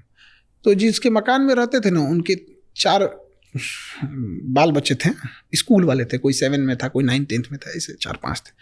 तो हम कहें कि देखिए ना बड़ा समस्या है, इनको दे दीजिए, हम पढ़ाने की हम पढ़ा देंगे यहाँ पे। तो उन 4 बच्चों को पढ़ाएं, तो 4 में से 3 को पढ़ाना था, एक नानी के यहाँ कहीं रहता था, तो उनको पढ़ाना चालू किए। उनका रैंकिंग खराब आता था, सुधरने लगा। तो 3 बच्चों को पढ़ाने के लिए हम ये उम्मीद कर रहे थे कि वो 1500 रुपया देंगे, ताकि मेरा रेंट, क्योंकि उन्हीं के मकान में रहता, बट उन्होंने 800 रुपया दिया। हम कहे यार क्या आदमी है यार। हम कहे भाई एक और कोचिंग पकड़नी पड़ेगी, एक और ट्यूशन पकड़ना पड़ेगा, तो ताकि निकल सके। तो एक और ट्यूशन पकड़े, वहाँ से 1000 आ गए, तब थोड़ा सा टेंशन फ्री हुआ कि बाप रे बाप, खाना पीना हो गया, दिमाग काम करेगा। तो ऐसे चलते था। 6 महीना हुआ तो एक कोचिंग थी जहाँ के एक टीचर थे, बहुत अच्छे टीचर थे, बट उनका कहीं जॉब हो गया, गवर्नमेंट जॉब, केरला साइड चले गए। तो वहाँ के बच्चों ने हंगामा किया कि हम दूसरे टीचर से नहीं पढ़ेंगे। तो उन्होंने कई टीचर्स को लगाया, 2-3 दिन ट्रायल देते थे लोग, फिर ख़त्म कर देते थे। कोचिंग भी बेचारी परेशान हो गई, और वहाँ पे भी जो बच्चे जहाँ पे 200-300 थे, 4-5 बच्चे बच गए सब, क्योंकि कोई भी अच्छा टीचर जगह, तो अच्छे टीचर थे चले गए। मेरा एक दोस्त था हेमंत, जो वहाँ ऑलरेडी इंग्लिश पढ़ा रहा था, और कहा कि भाई वहाँ एक जीएस का टीचर की कमी है, चलोगे? GS general studies. ओके। हम कहे चलो भाई, हमको क्या जाता है। तो कई कोचिंग थे साथ में, तो हम 1-2 कोचिंग में पढ़ाने लगे। तो 1 घंटे का 20 रुपये, तो 1 घंटा पढ़ाएंगे लोग तो 20 रुपये होते। तो कोचिंग 3 तरह से होती है, या तो आपको घंटे पे पढ़ाने को मिलेगा, या तो आपको कोर्स पढ़ाने को मिलेगा, या मंथली मिलेगी। तो जो अच्छे टीचर होते हैं उनको मंथली मिलती थी, और जो मिडिल लेवल के थे उनको कोर्स खत्म करने में पूरा खत्म कीजिए। अब आप 2 महीने में खत्म कीजिए, 6 महीने में खत्म कीजिए, उससे मतलब नहीं है। और जो नॉर्मल थे लोग घंटे पे, तो हम लोग घंटे पे गए पढ़ाने के लिए, तो पढ़ाए तो बच्चों सबको ठीक लगा। तो धीरे धीरे 4 से 10, 20, 50, 100 एक हफ्ते के अंदर अंदर पूरा क्लास भर गया। आपने कहाँ से पढ़ाई करी? हम तो अलग अलग, मतलब कभी मतलब बीएससी किए हैं, बीएससी करने के बाद फिर एमए कर लिए हैं ज्योग्राफी से, उसके बाद से फिर IIM अहमदाबाद से मैनेजमेंट स्ट्रेटजिक में। IIM अहमदाबाद से पढ़े हो आप? उसके बाद से फिर कहें कि चलो इसे चलते हैं। IIM अहमदाबाद से कब पढ़े? स्ट्रेटजिक मैनेजमेंट किया हमने, तो उसका तो इसमें कोई यूज़ नहीं है। इसमें कोई जनरल स्टडीज में उसका क्या करेंगे, उसका अलग सिस्टम है, इसका अलग सिस्टम है यहाँ पे। तो हम लोग यहाँ पढ़ाने लगे। अब 1 घंटे का 20 रुपये मिलता था, तो हम सोचते थे 6 घंटा पढ़ा दे, 100-150 हो जाए यहाँ पे। फिर उन्होंने भी बढ़ा दिया, फिर उन्होंने 100 रुपया कर दिया घंटे का। हाँ, फिर ठीक ठाक होने लगा। बट प्रॉब्लम क्या आने लगी ना, कि हम कहते थे कि बच्चों से फीस कम लीजिए। उसने बच्चों की फीस की कोई लिमिट ही नहीं रखी। मतलब जो चीज़ 1000 रुपये की थी, भीड़ हो गई थी, तो कहते थे देखो जगह नहीं है, सर के क्लास में जगह नहीं है, हम 1000 का 2000 लेंगे। हम कहे ये क्या तरीका है भाई,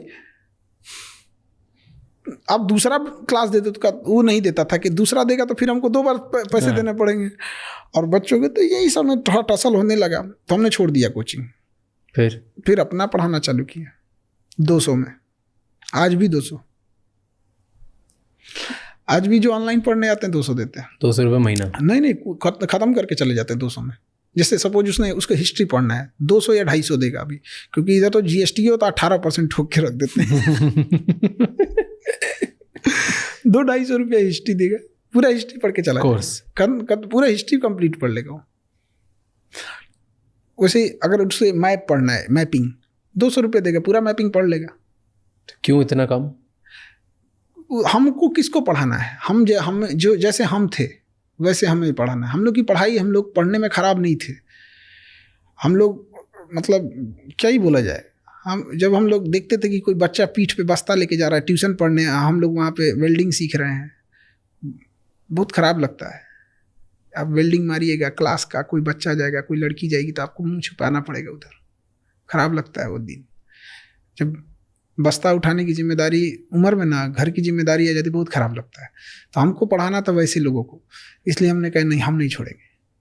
तो हम वहाँ पढ़ाना चालू किए। तो मेरे भी लड़ाई भी इसी बात की थी कि भाई आप क्यों मतलब फीस बढ़ा रहे हो, आप लिमिट में रखो जिसमें कोचिंग चल सके। ऐसे हुआ, बहुत ऊपर नीचे तो होते ही रहते हैं।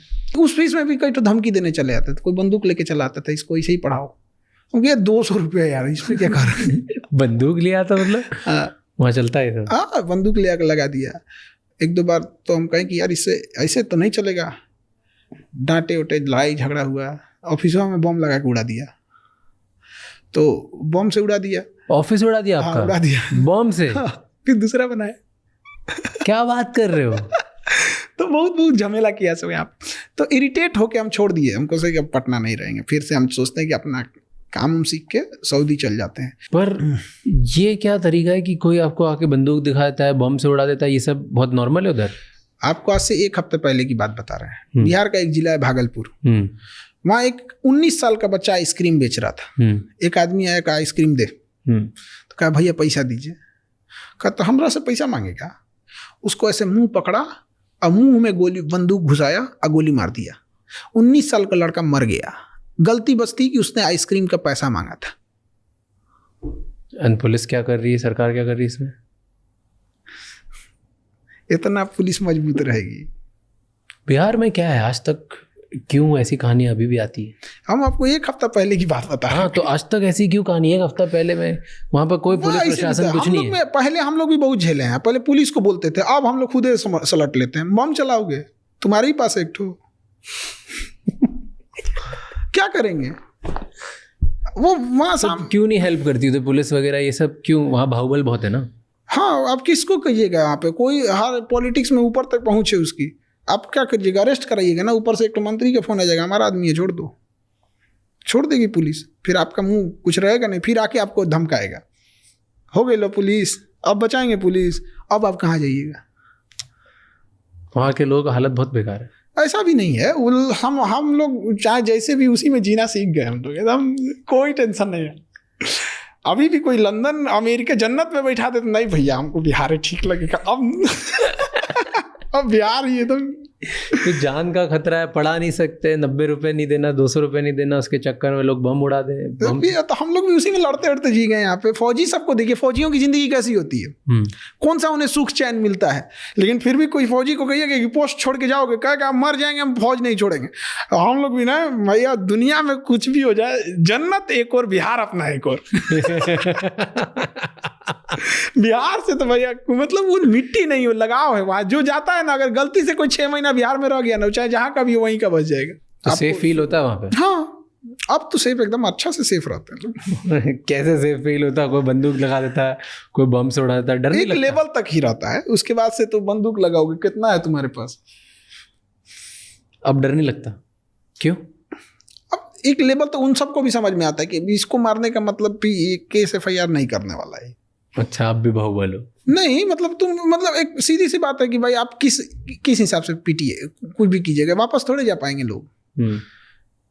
लड़ाई झगड़ा पहले क्या था, एक्सपीरियंस नहीं था।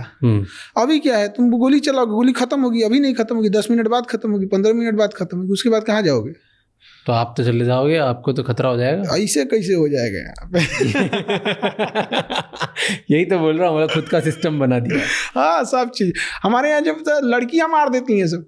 मतलब जब हुआ था एक बार, ऐसे आए थे सब, हमारे क्लास की उठ की लड़कियां दौड़ा मारी थी सब। क्या तो स्टोरी बताओ। वो मतलब ऐसे लड़ाई झगड़ा आके कर रहा था, ये कर देंगे, तोड़ फाड़ कर दिया था। हाँ, तो लड़कियां थी सब जो बैच से थोड़ा पहले आई रहती, देख ली तो वही मारना चालू कर दी सब, भाग यहाँ से। तो स्टूडेंट ही मारते हैं। हाँ, स्टूडेंट ही हमारे पास। वो ब्लैक कमांडो से ज़्यादा खतरनाक है वो एजुकेशन में, मतलब बहुत यूनिक है। इसी वजह से बिहार में जो प्रेम मिलेगा ना आपको, वो आपको देख के आप पागल हो जाएंगे, कहेंगे यार कैसे ये चीज़ है। तो हम लोग को थोड़ा सा सिस्टम की वजह से थोड़ा सा गड़बड़ी हो गई। जैसे सेना में आपको भी जाना था ना, फौजी बनना था। हमको तो फौजी ही बनना था, एजुकेशन में तो आना नहीं था। फिर हम लोग एग्ज़ाम दिए, फिर रिटेन हुआ, उसको पास करने के बाद से फिर ये एसएसबी में बुलाया जाता है, और उसके बाद से फिर मतलब मेडिकल वगैरह होता है। तो मेडिकल में हमको हाथ टेढ़ा वजह से साइड कर दिया है। बहुत टेंशन हुआ, क्योंकि फौज में हम लोग को देखिए होता क्या है ना, कि हम लोग जब जिस समय से आए थे तो हम लोग को लगा था कि फौज में जाके जल्दी सेटल भी हो जाएंगे, और घर वाले इतना तो पढ़ने का मौका नहीं देंगे। तो ऐसा लगता था यार बीटेक करेंगे लोग 4 साल फिर पढ़ना पड़ेगा, घर वाले कहाँ से लाएंगे। फौज में क्या है, घुस गए काम खत्म, टेंशन फ्री। तो नहीं बन पाया इंसान। तो फिर अब कभी सपना नहीं आता, कभी देख के लगता नहीं कि यार कभी तो होना था मेरे को फौजी। हम आज अगर मौका मिल जाए आज चले जाए, सब चीज़ छोड़ छाड़ के। क्यों ऐसे? दिल लगा चुड़ैल से तो परी किस काम। बचपन से ही सपना था कि नहीं? बचपन से ही एकदम। मेरा घर कॉलेज के सामने था, तो अक्सर जब भी कोई इलेक्शन होता था या कोई भी गवर्नमेंट का प्रोग्राम होता था, तो फौज जो आती थी, सीआरपीएफ या कभी मिलिट्री, तो उसी कॉलेज में कैंप करके रुकते थे लोग। तो वहाँ पे उनका खाना बनना, पूरी ट्रक का ट्रक आना, तो बड़ा वो हर 2-3 महीने पे कभी ना कभी कोई कैंप लग जाता था। कभी एनसीसी का कैंप लगता था तो पूरे आते। तो देखते देखते देखते वो आदत हो गई, वो ड्रेस, वो चीज़ें, सब चीज़ बड़ा अच्छा लगने लगा। बस बचपन से देख के अच्छा लगता था। और कोई भी चीज़ हम देखे रहते तो अमूमन उसी चीज़ से लगाव होता है। अब रेगिस्तान के आदमी को क्या लगेगा, समुंदर से लगाव होगा। देखा ही नहीं तो। कई फौजी को देख के जलन होती है कि यार ये वर्दी मेरे पास भी होनी चाहिए थी। अब हमारे स्टूडेंट होते हैं तो उनको हम मिठाई भी खिलाते हैं, फिर कहते हैं तुम जहाँ हो ना वहाँ हमें जाना था। अब हम जहाँ नहीं जा पाए वहाँ उनको ले जाते हैं। अभी एक नीरज नाम का लड़का था, उसका सिलेक्शन हो गया, वो एयरफोर्स में एनडीए से पायलट बन गया। हम कहे यार तू खुश नहीं है? तो क्या सर एकदम खुश हैं। टेंशन इस बात की है ना, ऐसा ना हो कि हमको राफेल मिल जाए, हमको चाहिए सुखोई।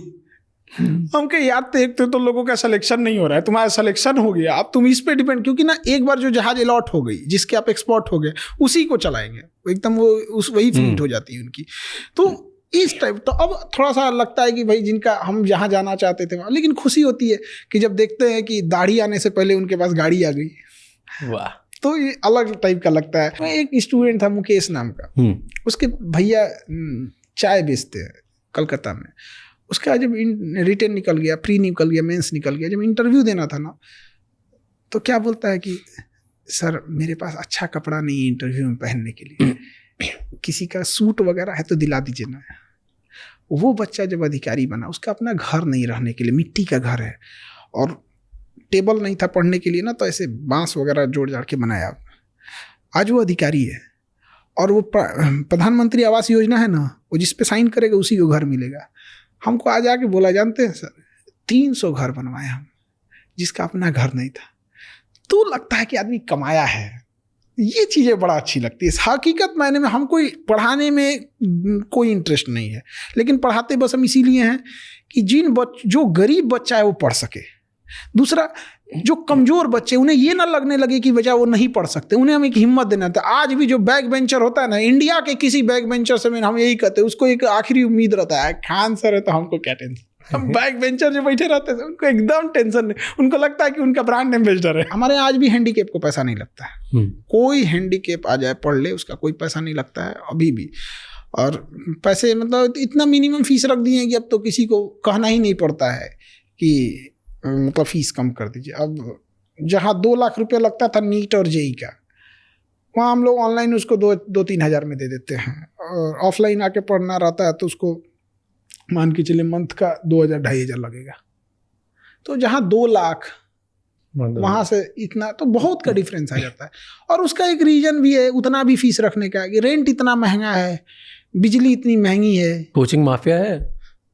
तो जो फीस, देखिए चिल्लाने से तो नहीं होगा, जो फीस ज़्यादा ले रहा है, माफिया मतलब क्या, जिससे लोगों को परेशानी हो। महात्मा मतलब क्या, जिससे कोई परेशानी हो। तो परेशानी का कारण क्या है, आप उससे मनमाना फीस ले रहे हो। एक और उससे का आप रूल बना दो, इससे ज्यादा फीस नहीं ले सकते। तो आपको परेशान नहीं करते कि आप तो बाप रे, बड़ी वही जब कोचिंग माफिया सब क्या करेगा सब ना, किसी किसी को खड़ा करके कुछ से कुछ बोलने को बोलेगा सर कि बोलो खान सर के बारे में कुछ से कुछ, तो बोलते रहते हैं ऐसे, तो बच्चों को कोई फर्क नहीं पड़ता, उल्टे सुना देता है ऐसे 4 ठो, पैसा लेके आता है ऐसे, कुछ पैसा लेके कुछ, तो हर जगह ऐसे चलते रहता है, इसमें कोई वो चीज बच्चे प्लांट करते हैं आपके इधर? तो वो बच्चे कुछ बच्चे को भेजते हैं लोग जाकर डिस्टर्ब करो, आता है पढ़ता है, कहता है कि सर अच्छा लग रहा है, अब यहीं पढ़ेंगे।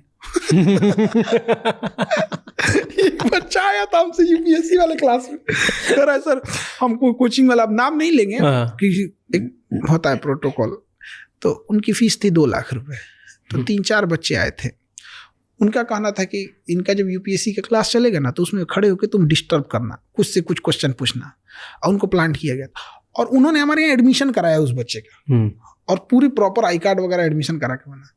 1 हफ्ते बाद वो बच्चे आए सर मिलने, हम कहे बोलो, क्या सर अकेले में 2 मिनट, क्योंकि बोलना है यार, कौन सा तुम कहीं लाश थोड़े ना दफनाए हो कि हमको अकेले में बताओगे, पढ़ाइए के ना बात बोलो। नहीं सर बताएगी सर हमको कोचिंग वाला भेजा था डिस्टर्ब करने, लेकिन कसम से सर बहुत अच्छा लगा यहाँ पर, अब हम यहीं पढ़ेंगे सर। आवाज बस इस चीज को उठना चाहिए कि कोचिंग की फीस एक लिमिट में होनी चाहिए, आप इससे ज्यादा नहीं ले जा सकते, और जो कम लेते हैं उन पे टैक्स वगैरह में थोड़ी सहूलियत देनी चाहिए। अब एक बात बताइए, जब लॉकडाउन लगा था देश के पास पैसे नहीं था, पहली बार हुआ था, आपको बिलीव कीजिएगा कि हमने जो पहला बैच लाया था पूरे कोर्स का 11 रुपए का था, कल्पना नहीं कर सकते कोई 11 रुपए का। और एक बच्चा गुजरात या महाराष्ट्र से गुजरात थोड़ी दूर पे मेरे क्लास में आया, वो पूरी मतलब क्लास के सामने बड़ा अजीब उदास हो गया। 11 रुपये में पढ़ा था, उसके कंधे पे 2 स्टार लगे हैं, अभी बिहार पुलिस में इंस्पेक्टर हैं, एसआई है वहाँ पे। वो गुजरात में 12,000 रुपया पे 12,000 रुपये, उसी में उसको रहना भी है खाना भी है, कहता था 6-7 हज़ार रुपये बचता था। पेंट करता था पेंट, और ना मोबाइल उसका नहीं था ना, तो उसने दोस्त के मोबाइल से बैच खरीदा था 11 रुपये में। उसके मोबाइल नहीं था, 11 रुपये तो महंगा नहीं है, बट वो वाला मोबाइल था कीपैड वाला, तो उसमें क्लासेस नहीं चलते थे, तो उसके मोबाइल में वो चलता था। अब वो क्या है, वो उसका जो दोस्त था वो गाना सुनता था, तो जब वो सो जाता था तो उसके मोबाइल से पढ़ता था 11 रुपये में पढ़ के। और वही कहा कि सर आप लोग नहीं रहते ना तो हम लोग का गरीब का हिम्मतें टूट जाता, और उस पर हम लोग 18% GST दिए 11 रुपये में। आज आप इतने बच्चों को पढ़ाते हो, सबसे बड़े चैलेंजेस क्या दिखते हैं आपको स्टूडेंट्स के? अलग अलग तरीके के क्या चैलेंजेस होते हैं? 2 बड़े चैलेंजेस ये देखते हैं ना कि जो बच्चे आ रहे होते हैं ना, वो ग्रेजुएशन तो कर लिए हैं बट स्टैंडर्ड ग्रेजुएशन का नहीं है। अब प्रॉब्लम ये आती है कि आप ग्रेजुएशन के एग्ज़ाम देने आए हो, आपका स्टैंडर्ड ही नहीं है वहाँ पे। ये वैसे ही है कि जैसे हमें कोई ज़मीन का टुकड़ा दे दिया गया यहाँ मकान बनाने के लिए, बट वो ज़मीन नहीं है, तालाब है, तो हमें तो कुछ टाइम यही लग जाएगा उसको बराबर करने में, तब ना भैया बनाएंगे उसको। एक ये खराबी है। 2 तरह का डिग्री है यूपी बिहार नॉर्थ इंडिया में, पढ़ के ग्रेजुएशन करना है कि नकल करके, पढ़ के बीएड लेना है कि पैसा देके, पढ़ के आईआईटी करना है कि पैसा, आईटीआई, आईआईटी नहीं आईटीआई डिग्री है वो टेक्नीशियन के लिए। ठीक है, वो क्या कर रहा है वहाँ पे, वो ग्रेजुएशन में उसको पता ही नहीं कि उसका एचओडी कौन है। तो एक ये स्टैंडर्ड नहीं है। दूसरा, कुछ ऐसे बच्चे हैं ना जिनको बर्बाद टीचरों ने किया।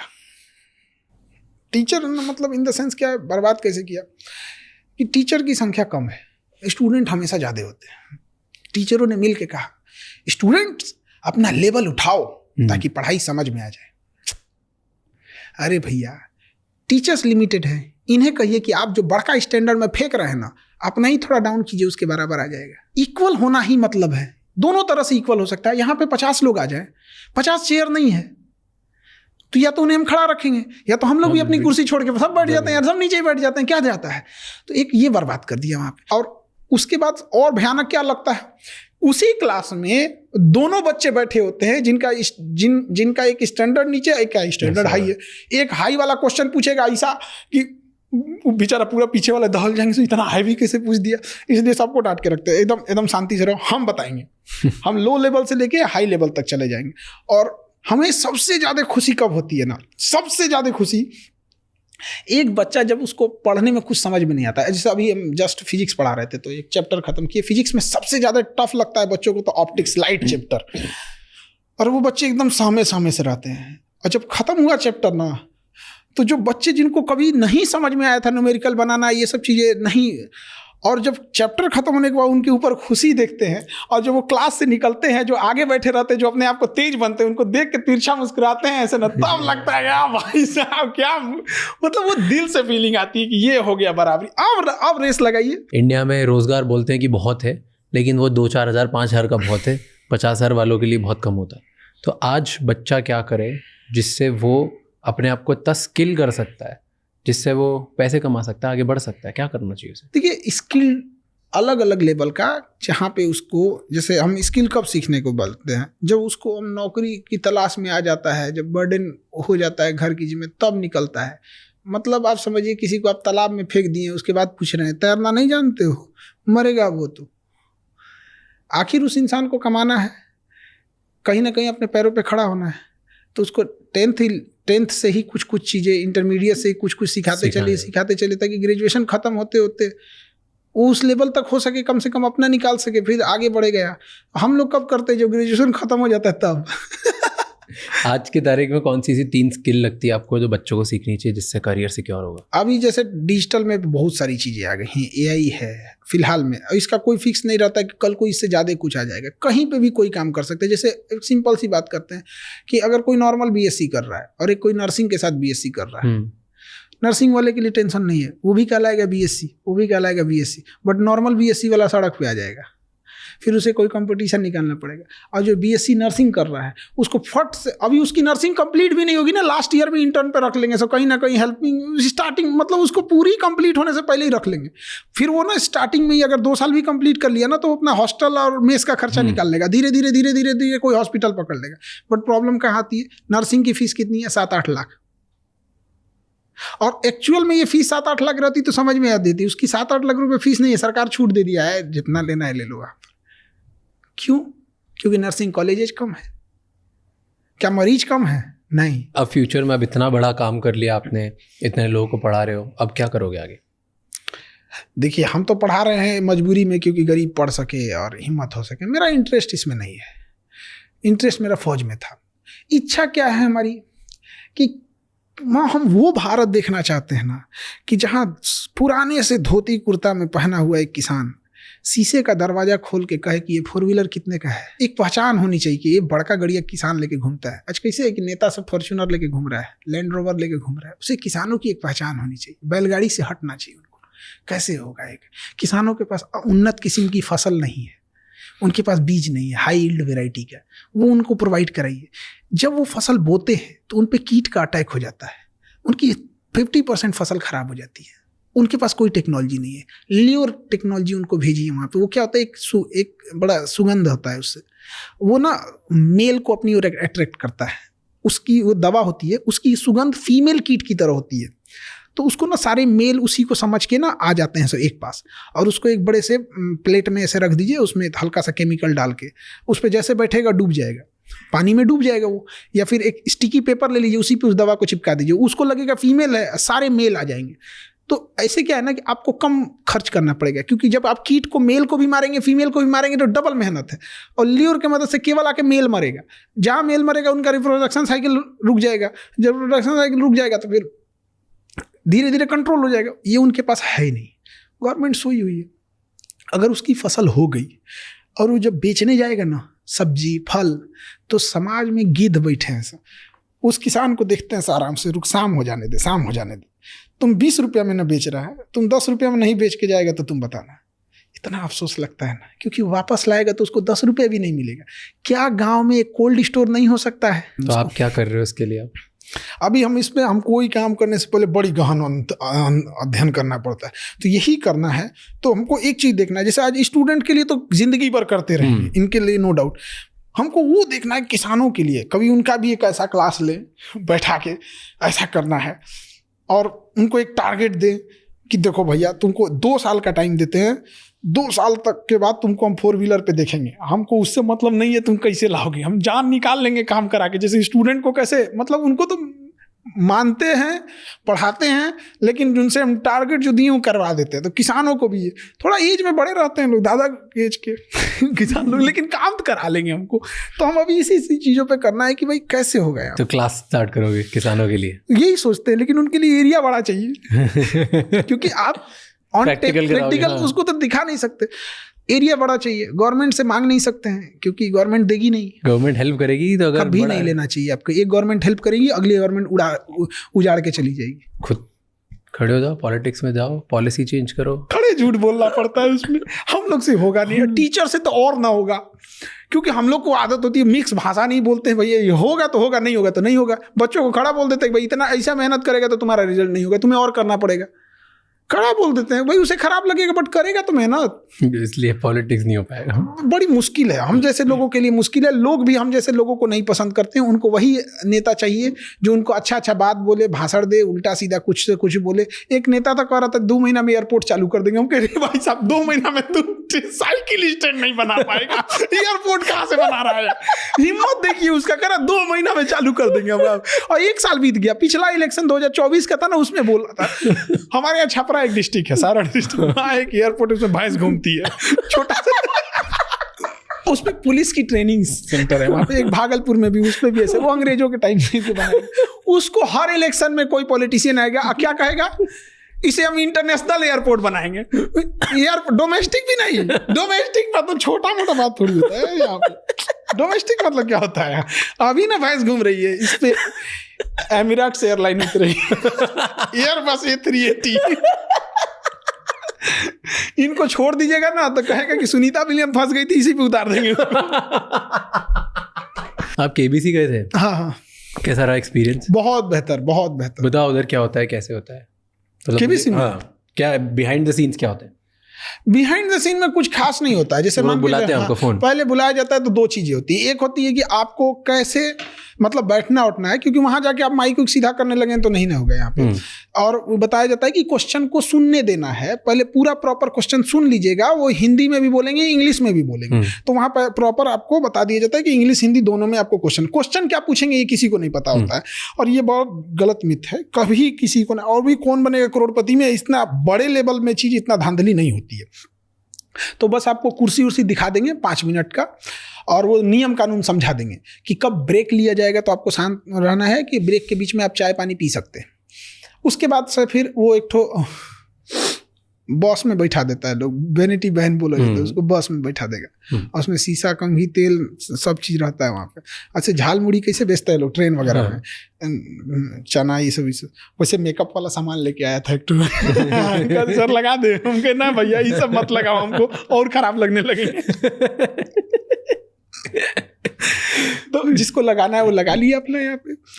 और उसके बाद से फिर नॉर्मल सा वो शर्ट पहन के आए, तो कहे कि सर ये तो शर्ट ठीक नहीं है आपका। कौन बनेगा करोड़पति में कोई आता है तो बड़ा सोच समझ के आता है कि मैं यहाँ जा रहा हूँ, ऐसा कपड़ा पहनूंगा वैसे। हाँ, बात उनका भी सही था। हम क्लास लिए और रक्षाबंधन था, राखी बंधवाएं, और शाम 6 बजते बजते राखी कंप्लीट हुआ, और रात 9 बजे की फ्लाइट पकड़ के मुंबई आ गए। अगले दिन शूट हो गया। तो हम तो जल्दबाजी में आए थे। हम क्या यार, जो कपड़ा है इसी पे खींच दो ना यार, कौन मार हमको शक्ल देख के यहाँ बुलाया। शक्ल देख के बुलाना रहता तो कभी ना बुलाता। उन लोग को तो यहाँ खुद हीरो हीरोइन की कमी है थोड़ी। फिर वैनिटी वैन में रहते हैं, फिर अमिताभ बच्चन साहब आते हैं। वैनिटी वैन में आते हैं? नहीं, वैन में नहीं, उनका वो पीछे एक स्टूडियो रहता है पर्दे के पीछे, तो वहाँ वो 2 मिनट के लिए सबसे मिलते हैं कि आज हम लोग का वो शो है तो चलते हैं हम लोग। फिर बैठते हैं, क्वेश्चन चालू हो जाता है। हम लोग के लिए बहुत नया क्या था ना कि वो जिस स्टेज पे बैठते हैं ना उसके भी नीचे लाइट लगी होती है, और वो लाइट एक जगह वो ऐसे घूमते रहती है, ऐसे ऐसे ऐसे, सामने भी ऐसे ऐसे घूमते रहता है, और इधर से म्यूजिक निकलते रहता है, और सामने क्वेश्चन है, और क्वेश्चन पूछने वाला कौन है? अमिताभ बच्चन। एक रेस्पेक्ट की फीलिंग आती है कि हम तो देखते रह गए उनको, कोई क्वेश्चन बाद में जाएंगे हम देखेंगे बाप रे बाप। क्योंकि एक बार हमको याद है कि उनकी एक फिल्म देखने गए थे, मर्द, तो हम लोग के घर टीवी नहीं थी, तो दूर गए थे लोग देखने के लिए, तो रात हो गया था आने के लिए। तो जब लौट के आए ना, तो घर दरवाजे पे सब लोग इंतजार कर रहे थे अपना अपना सामान लेके पीटने के लिए, कोई झाड़ू, कोई चप्पल, जिसको जो मिला धो दिया। मेरी बुआ मजाक करने के लिए पूछी, और जाएगा फिल्म देखने? और जाएगा? अब मजा आ रहा है ना, पिटाया है ना? तो हमको गुस्सा लगा। हम कहे मर्द को दर्द नहीं होता है, फिर पिटाया। उन्हीं का फिल्म था ना, मर्द भी फिर पिटाए थे। तो अमिताभ बच्चन थे सामने, तो लगता है भाई कौन है।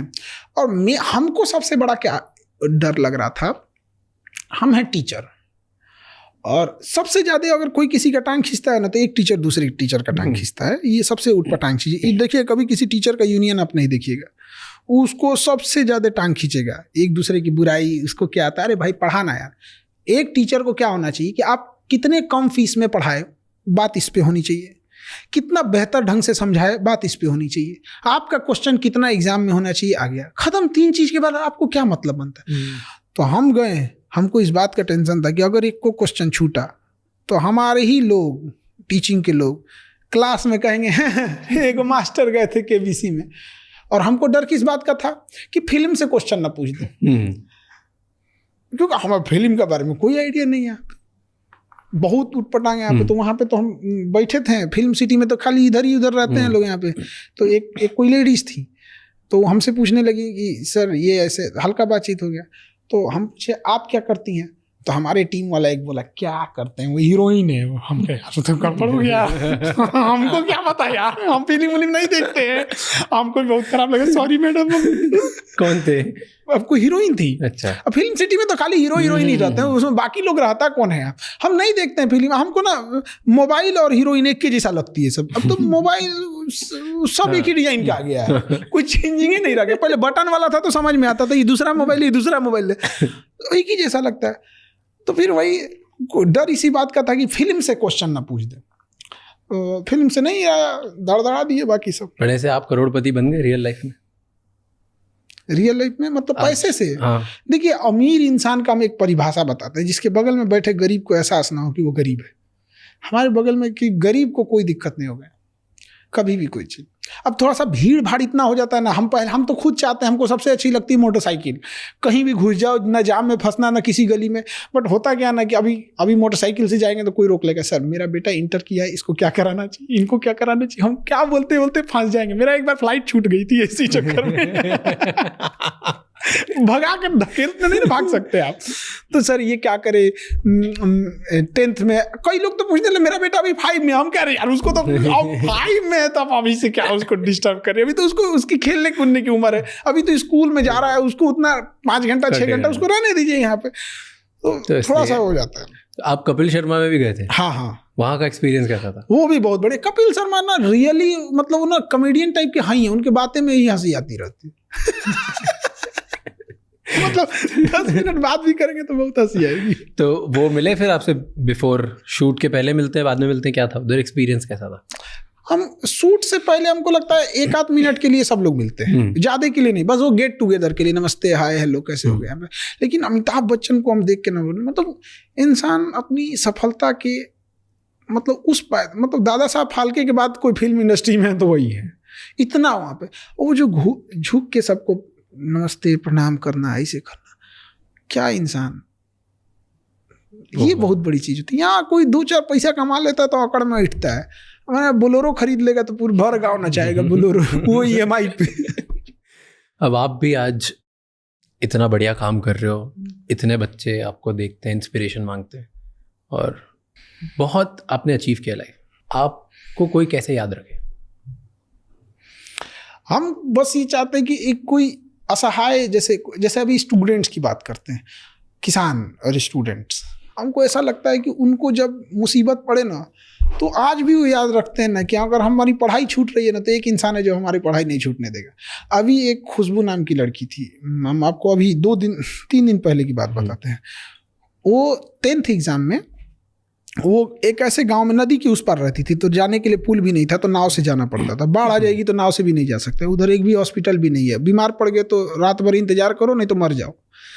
और वो 10th में जब 10th का एग्जाम दे रही थी, तो अपने मम्मी से कही थी कि हमको इंटर में साइंस रखना है, सो दैट कि हम डॉक्टर बन सके।